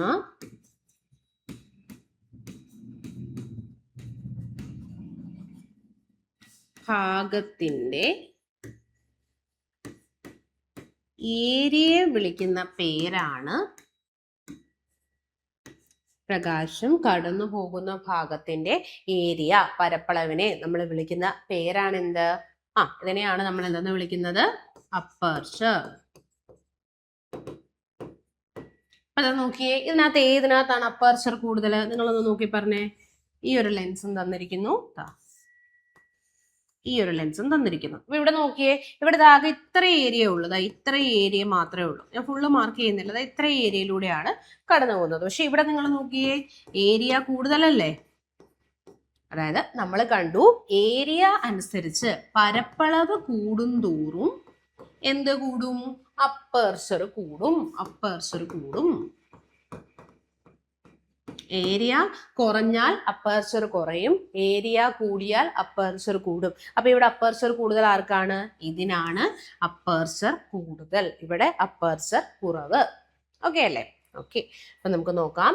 അപ്പർച്ചർ ലെൻസിലൂടെ പ്രകാശം കടന്നു പോകുന്ന ഭാഗത്തിന്റെ പരപ്പളവാണ്. ലെൻസിലൂടെ ഏതൊക്കെ പോർഷനിലൂടെയാണോ പ്രകാശം കടന്നു പോകുന്നത് അതിന്റെ ഏരിയ നമ്മൾ വിളിക്കുന്ന പേരാണ് അപ്പർച്ചർ. ഓക്കെ, ക്യാമറ, മൈക്രോസ്കോപ്പ് തുടങ്ങിയ പ്രാകാശിക ഉപകരണങ്ങളിൽ സ്റ്റോപ്പ് ഉപയോഗിച്ച് അപ്പർച്ചർ വ്യത്യാസപ്പെടുത്താം. അതായത് നമ്മുടെ ക്യാമറയിൽ, അല്ലെങ്കിൽ നിങ്ങൾ ജസ്റ്റ് നമ്മുടെ ക്യാമറയിലെ ലെൻസിനകത്ത്, ക്യാമറയ്ക്കകത്തും ലെൻസ് ഉണ്ട് കേട്ടോ, അതിൻ്റെയൊക്കെ അപ്പർച്ചർ, അല്ലെങ്കിൽ നമുക്ക് മൈക്രോസ്കോപ്പിന്റെ അപ്പർച്ചർ ഒക്കെ കൂട്ടാം. അപ്പൊ നമ്മൾ നേരത്തെ കണ്ടല്ലോ, അപ്പർച്ചർ കുറഞ്ഞാലും കൂടുന്നതും അനുസരിച്ച് എന്ത് മാറും? ഏരിയ മാറും. അപ്പർച്ചർ കുറവാണെങ്കിൽ ഏരിയ കുറവായിരിക്കും, അപ്പർച്ചർ കൂടുതലാണെങ്കിൽ ഏരിയ കൂടുതലാണ്. ഇപ്പൊ നമുക്ക് ക്യാമറയുടെ കേസിൽ അപ്പർച്ചർ കൂടിയതും കുറഞ്ഞതും ഒക്കെ ആയിട്ടുള്ള ഫോട്ടോസ് ഒക്കെ നമുക്ക് എടുക്കണം അല്ലെ? അപ്പൊ നമ്മൾ എന്ത് ചെയ്യണം? അതിന്റെ അപ്പർച്ചർ കൂട്ടാനും കുറയ്ക്കാനും, ക്യാമറകളുടെ കേസിലും മൈക്രോസ്കോപ്പിന്റെ കേസിലും അപ്പർച്ചർ കൂട്ടാനും കുറയ്ക്കാനും നമുക്ക് എന്ത് ഉപയോഗിക്കാം? സ്റ്റോപ്പ്, അതിന്റെ സൈഡിലുള്ള സ്റ്റോപ്പ് ഉപയോഗിച്ച് അപ്പർച്ചർ വ്യത്യാസപ്പെടുത്താറുണ്ട്. അത് ഇമ്പോർട്ടന്റ് അല്ല. അപ്പർച്ചർ എന്താണെന്ന് നോക്കുക. ലെൻസിലൂടെ പ്രകാശം കടന്നു പോകുന്ന ഭാഗത്തിന്റെ പരപ്പളവാണ് അപ്പർച്ചർ. അപ്പൊ നമ്മൾ ഇപ്പൊ കണ്ടത് ഒപ്റ്റിക് ആക്സിസ് അല്ലെങ്കിൽ പ്രകാശിക അക്ഷമാണ്. പ്രകാശിക കേന്ദ്രത്തെയും വക്രതാ കേന്ദ്രത്തെയും ബന്ധിപ്പിക്കുന്ന സാങ്കല്പിക രേഖയാണ് പ്രകാശിക അക്ഷം. അപ്പർച്ചർ എന്ന് പറയുന്നത് നമ്മൾ എടുക്കുന്ന ലെൻസിൽ പ്രകാശം കടന്നു പോകുന്ന ഈ ഭാഗത്തിന്റെ ഏരിയയെ നമ്മൾ വിളിക്കുന്ന പേരാണ് അപ്പർച്ചർ. അപ്പൊ നമുക്ക് അപ്പർച്ചർ മൈക്രോസ്കോപ്പിലും ക്യാമറയിലും ഒക്കെ അപ്പർച്ചർ നമുക്ക് എന്ത് ചെയ്യാൻ പറ്റും? അഡ്ജസ്റ്റ് ചെയ്യാനായിട്ട് പറ്റും. ആ ഒരു ഇൻസ്ട്രുമെന്റിൽ സ്റ്റോപ്പ് ഉപയോഗിച്ചുകൊണ്ട് നമുക്ക് അവരുടെ ഏരിയ അഡ്ജസ്റ്റ് ചെയ്യാൻ പറ്റും. ഓക്കെ, അടുത്തത് നോക്കാം. നമ്മുടെ പിക്ചർ കൊടുത്തിരിക്കുകയാണ്. നമ്മൾ വീണ്ടും ഇതാ ഒരു പിക്ചർ കൊടുത്തു. നമ്മൾ നേരത്തെ പഠിച്ച കാര്യങ്ങളെല്ലാം ഇവിടെ കൊടുത്തിട്ടുണ്ട്. നമ്മുടെ ലെൻസിന്റെ ഇതാ നോക്കിയേ,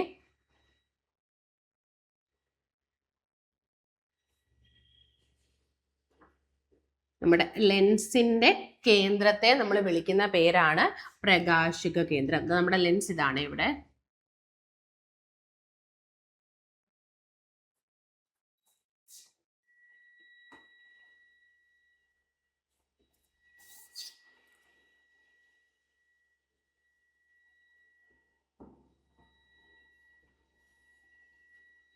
ഇതിന്റെ കേന്ദ്രത്തെ നമുക്ക് പ്രകാശിക കേന്ദ്രം അല്ലെങ്കിൽ ഒപ്റ്റിക് സെന്റർ എന്ന് വിളിക്കാം.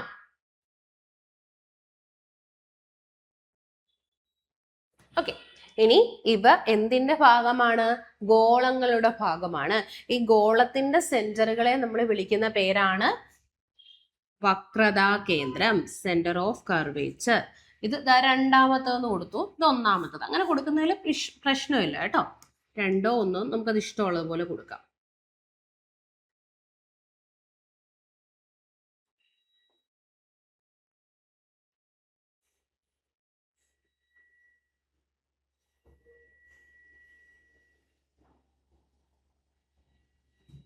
ഓക്കെ, ഇനിതാ അടുത്ത വക്രതാ കേന്ദ്രത്തിന് C1 എന്നും കൊടുത്തു. ഓക്കെ, ഇതുപോലെ തന്നെ ഈ ഗോളത്തിന് ഒരു കേന്ദ്രമുണ്ട്, ഇതിനെ C1 എന്ന് കൊടുത്തു. ഈ ഗോളത്തിന്റെ കേന്ദ്രത്തെ C2 എന്ന് കൊടുത്തു. C1 ഉം C2. ഓക്കെ അല്ലേ?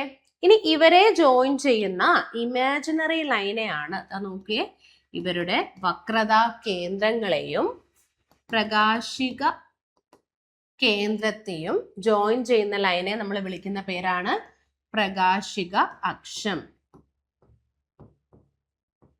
Optic axis. ഇതാണ് അടുത്ത ഒപ്റ്റിക് ആക്സിസ്. ഓക്കെ അല്ലേ? ഓക്കെ, നോക്കാം. കോൺവെക്സ് ലെൻസിനെ സൂചിപ്പിക്കുന്ന ചിത്രമേത്, കോൺകേവ് ലെൻസിനെ സൂചിപ്പിക്കുന്ന ചിത്രമേത്? അപ്പൊ ഇതിനെ നമുക്ക് 1 A എന്നും കൊടുക്കാം. ക്വസ്റ്റ്യനിൽ കൊടുത്തിട്ടുണ്ട് A, ഇത് B. ഇതിനകത്ത് ഏതാണ് കോൺവെക്സ്? നമ്മൾ പറഞ്ഞു കോൺകേവ്. നമ്മൾ പറഞ്ഞു രണ്ട് സൈഡിലും കേവ് വരണം. ഇവിടെ നോക്കിയേ, ഇതല്ലേ രണ്ട് സൈഡിലും കേവ്? ഇതല്ലയോ രണ്ട് സൈഡിലും കേവ് എന്ന് പറയുന്നത്? രണ്ട് സൈഡിലും കേവ് വന്നു, അത് രണ്ടാമത്തത്. അപ്പൊ ആദ്യത്തെ എന്തെങ്ങനെ ഇതെങ്ങനെ നമ്മൾ കൈ കൂപ്പിയിരിക്കുന്ന രീതി എന്ന് പറയുന്നത് ഏതാണ്? അത് കോൺവെക്സ് ആണ്. അപ്പൊ ഇത് കോൺവെക്സ്. A convex,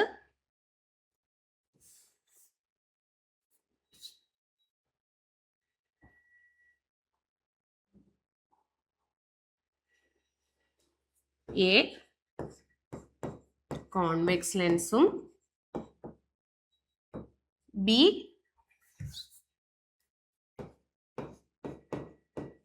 concave ലെൻസും.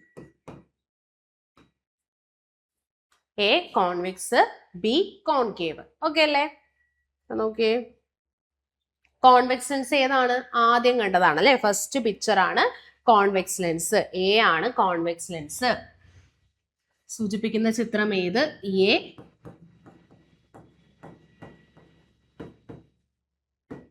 അങ്ങനെയാണെങ്കിൽ കോൺകേവ് ലെൻസിനെ സൂചിപ്പിച്ച ചിത്രം ഏതാണ്? കോൺകേവ് എന്ന് പറയുമ്പോൾ രണ്ട് സൈഡിലും ദ കേവ്, രണ്ട് സൈഡിലും കേവ്. രണ്ട് സൈഡിലും കേവ് ഉള്ള ഏതാണ്?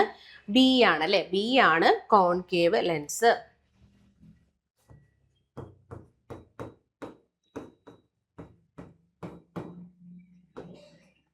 അടുത്തത് C1 C2 എന്തിനെ സൂചിപ്പിക്കുന്നു? നമ്മൾ കണ്ടു C1 C2. C1 C2 ഒക്കെ എന്താ കാണിക്കുന്നത്? വക്രതാ കേന്ദ്രമാണ്. കാരണം ലെൻസുകൾക്ക് എന്തുണ്ട്? രണ്ട് അപവർത്തന പ്രതലങ്ങളുണ്ട്. ഇതൊരു പ്രതലം, ഇതൊരു പ്രതലം. ഈ പ്രതലവുമായി ബന്ധപ്പെട്ട് രണ്ട് ഗോളങ്ങളുണ്ട്. ഇതൊന്നാമത്തെ ഗോളം, ഇതൊന്നാമത്തെ ഗോളം, ഇത് രണ്ടാമത്തെ ഗോളം. ഈ ഗോളങ്ങളുടെ കേന്ദ്രങ്ങളെ നമ്മൾ വിളിക്കുന്ന പേരാണ് വക്രതാ കേന്ദ്രം അല്ലെങ്കിൽ സെന്റർ ഓഫ് കർവേച്ചർ. അതിനെ റെപ്രസെന്റ് ചെയ്യുന്ന ലെറ്റർ C1 C2 ആണ്. അപ്പൊ രണ്ട് വക്രതാ കേന്ദ്രമുണ്ട്. അപ്പൊ C1 C2 എന്തിനെ സൂചിപ്പിക്കുന്നു? വക്രതാ കേന്ദ്രം.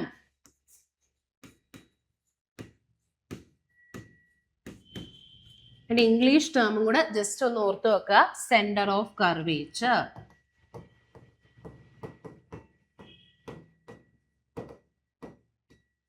ഓക്കെ, പ്രകാശിക കേന്ദ്രം. പ്രകാശിക കേന്ദ്രം എന്ന് പറഞ്ഞാൽ നമ്മുടെ ലെൻസിന്റെ മധ്യബിന്ദുവിനെ, ഏത് ലെൻസ് എടുത്താലും അതിന്റെ മധ്യബിന്ദുവിനെ വിളിക്കുന്ന പേരാണ് പ്രകാശിക കേന്ദ്രം. പ്രകാശിക കേന്ദ്രത്തെ റെപ്രസെന്റ് ചെയ്യുന്ന അക്ഷരം ഏതാണ്? O ആണ് കേട്ടോ. ഒപ്റ്റിക് സെന്റർ ആയതുകൊണ്ടാണ്. പ്രകാശിക കേന്ദ്രത്തിന്റെ ഇംഗ്ലീഷ് ടേം ഒപ്റ്റിക് സെന്റർ ആണ്, അതുകൊണ്ട് O ആണ്. ഇനി പ്രകാശിക അക്ഷത്തെ സൂചിപ്പിക്കുന്നത് ഏത്? പ്രകാശിക അക്ഷം എന്ന് പറയുന്നത് പ്രകാശിക കേന്ദ്രങ്ങളെയും പ്രകാശിക കേന്ദ്രത്തെയും വക്രതാ കേന്ദ്രങ്ങളെയും കണക്ട് ചെയ്യുന്ന സാങ്കല്പികമായ രേഖയാണ് പ്രകാശിക അക്ഷം. അപ്പൊ ഇതാണ് നമ്മുടെ പ്രകാശിക അക്ഷം. ഓക്കെ, ഇതാണ് പ്രകാശിക അക്ഷം. ഓക്കെ, അപ്പൊ ഇത്രയും ക്വസ്റ്റ്യൻസും ഈ ഒരു ടോപ്പിക് ഇത്രയും നിങ്ങൾക്ക് മനസ്സിലായല്ലോ. ഇത്രയും ഓക്കെ അല്ലേ? ലെൻസ് എന്താണ്, ലെൻസിന്റെ യൂസ് ആണ് നമ്മൾ ഇന്നത്തെ ക്ലാസ്സിൽ ആദ്യം പഠിച്ചത്. ലെൻസ് എവിടൊക്കെ സിറ്റുവേഷനിൽ ഉപയോഗിക്കുന്നു? നമ്മൾ പ്രധാനമായിട്ടും കളിപ്പാട്ടങ്ങളിൽ ഉപയോഗിക്കാറുണ്ട്, അതുപോലെ തന്നെ ഡോറുകളിൽ ഉപയോഗിക്കാറുണ്ട്. ഈ ഒരു സാഹചര്യങ്ങളിലൊക്കെയാണ് ലെൻസ് ഉപയോഗിക്കുന്നത്. പിന്നെ രണ്ട് തരം ലെൻസും ഗ്ലാസും തമ്മിലുള്ള വ്യത്യാസം കണ്ടു. ഗ്ലാസ് പ്രകാശരശ്മികൾ പതിക്കുമ്പം അതേ രീതിയിലാണ് കടത്തിവിടുന്നത്. എന്നാൽ ലെൻസ് ഉപയോഗിച്ചു കഴിഞ്ഞാൽ പ്രകാശരശ്മികളുടെ കനം കൂട്ടാൻ, നമുക്ക് കനം കുറച്ച് ഒരു പോയിന്റിലേക്ക് സംരചിപ്പിക്കാൻ പറ്റും. പിന്നെ രണ്ട് തരം ലെൻസ് ഉണ്ട്, കോൺകേവ്, കോൺവെക്സ്. കോൺവെക്സിന്റെ പ്രത്യേകത നടുക്ക് കട്ടിയായിരിക്കും, അരികുകൾ കനം കുറഞ്ഞിരിക്കും. അത് ഒരു കോൺകേവ് ദർപ്പണത്തിന് തുല്യമാണ്. അതുകൊണ്ട് വലിയ പ്രതിബിംബമാണ് നമുക്ക് നൽകുന്നത്. അതൊരു സംരചന ലെൻസ് ആണ്. ഇതിന്റെ എക്സാക്ട് ഓപ്പോസിറ്റ് ആണ് കോൺകേവ് ലെൻസ്. അതൊരു കോൺവെക്സ് ദർപ്പണത്തിന് തുല്യമാണ്. നടുക്ക് കനം കുറവും അരിക് കനം കൂടുതലും ആയിരിക്കും. ഇത് എപ്പോഴും നമുക്ക് തരുന്നത് ഒരു ചെറിയ പ്രതിബിംബമായിരിക്കും. ഇതിനെ നമ്മൾ വിഭ്രജന ലെൻസ് എന്ന് വിളിക്കും, കാരണം ഇതിനെ സംരചിക്കാനുള്ള കഴിവില്ല. ഓക്കെ, അപ്പൊ ഇത്തരത്തില് ലെൻസുകളുമായി ബന്ധപ്പെട്ട ടേംസ് നമ്മൾ കണ്ടു. എല്ലാ ലെൻസിന്റെയും മധ്യഭാഗത്തെ നമ്മൾ വിളിക്കും പ്രകാശിക കേന്ദ്രം അല്ലെങ്കിൽ ഒപ്റ്റിക് സെന്റർ O വെച്ച് റെപ്രസെന്റ് ചെയ്യും. ഇനി എല്ലാ ലെൻസിലും 2 പ്രതലങ്ങളുണ്ട്. ഈ 2 പ്രതലങ്ങളിലും അപവർത്തനം നടക്കും. അപ്പൊ ഈ 2 പ്രതലങ്ങളുടെയും എന്തിന്റെ ഭാഗമാണ്? ഗോളങ്ങളുടെ ഭാഗമാണ്. അപ്പൊ ഈ ഗോളങ്ങളുടെ കേന്ദ്രത്തെ നമ്മൾ വിളിക്കുന്ന പേരാണ് വക്രതാ കേന്ദ്രം അല്ലെങ്കിൽ സെന്റർ ഓഫ് കർവേച്ചർ. ഇനി ഈ വക്രതാ കേന്ദ്രത്തെയും ഒപ്റ്റിക് സെന്ററിനെയും ചേർത്ത് വരയ്ക്കുന്ന ഒരു ഇമാജിനറി ലൈനെയാണ് നമ്മൾ ഒപ്റ്റിക് ആക്സിസ് അല്ലെങ്കിൽ പ്രകാശിക അക്ഷം എന്ന് വിളിക്കുന്നത്. ഇനി നമ്മൾ കണ്ടു, ഈ ഒരു ലെൻസ് എടുത്തു കഴിഞ്ഞാൽ, ഏതൊരു ലെൻസ് എടുത്തു കഴിഞ്ഞാലും ആ ലെൻസിൻ്റെ അത് ഏരിയ, അതായത് ആ പ്രകാശം കടന്നു പോകുന്ന ഭാഗത്തിന്റെ ഏരിയ അല്ലെങ്കിൽ പരപ്പളവിനെ നമ്മൾ വിളിക്കുന്ന ടേമാണ് അപ്പർച്ചർ. ഇത്രയും കാര്യങ്ങളൊക്കെ ആണല്ലോ. ഓക്കെ, അടുത്തത് നോക്കാം. അപ്പൊ നമുക്കിനി മുഖ്യ ഫോക്കസ് എന്നുള്ള ടോപ്പിക്ക് അടുത്ത ക്ലാസ്സിൽ പഠിക്കാം. അപ്പോൾ ഇന്നത്തെ ക്ലാസ്സിൽ നമുക്ക് പഠിച്ച കാര്യങ്ങളെല്ലാം തന്നെ നിങ്ങൾ കൃത്യമായിട്ട് റിവൈസ് ചെയ്യുക. Okay, thank you.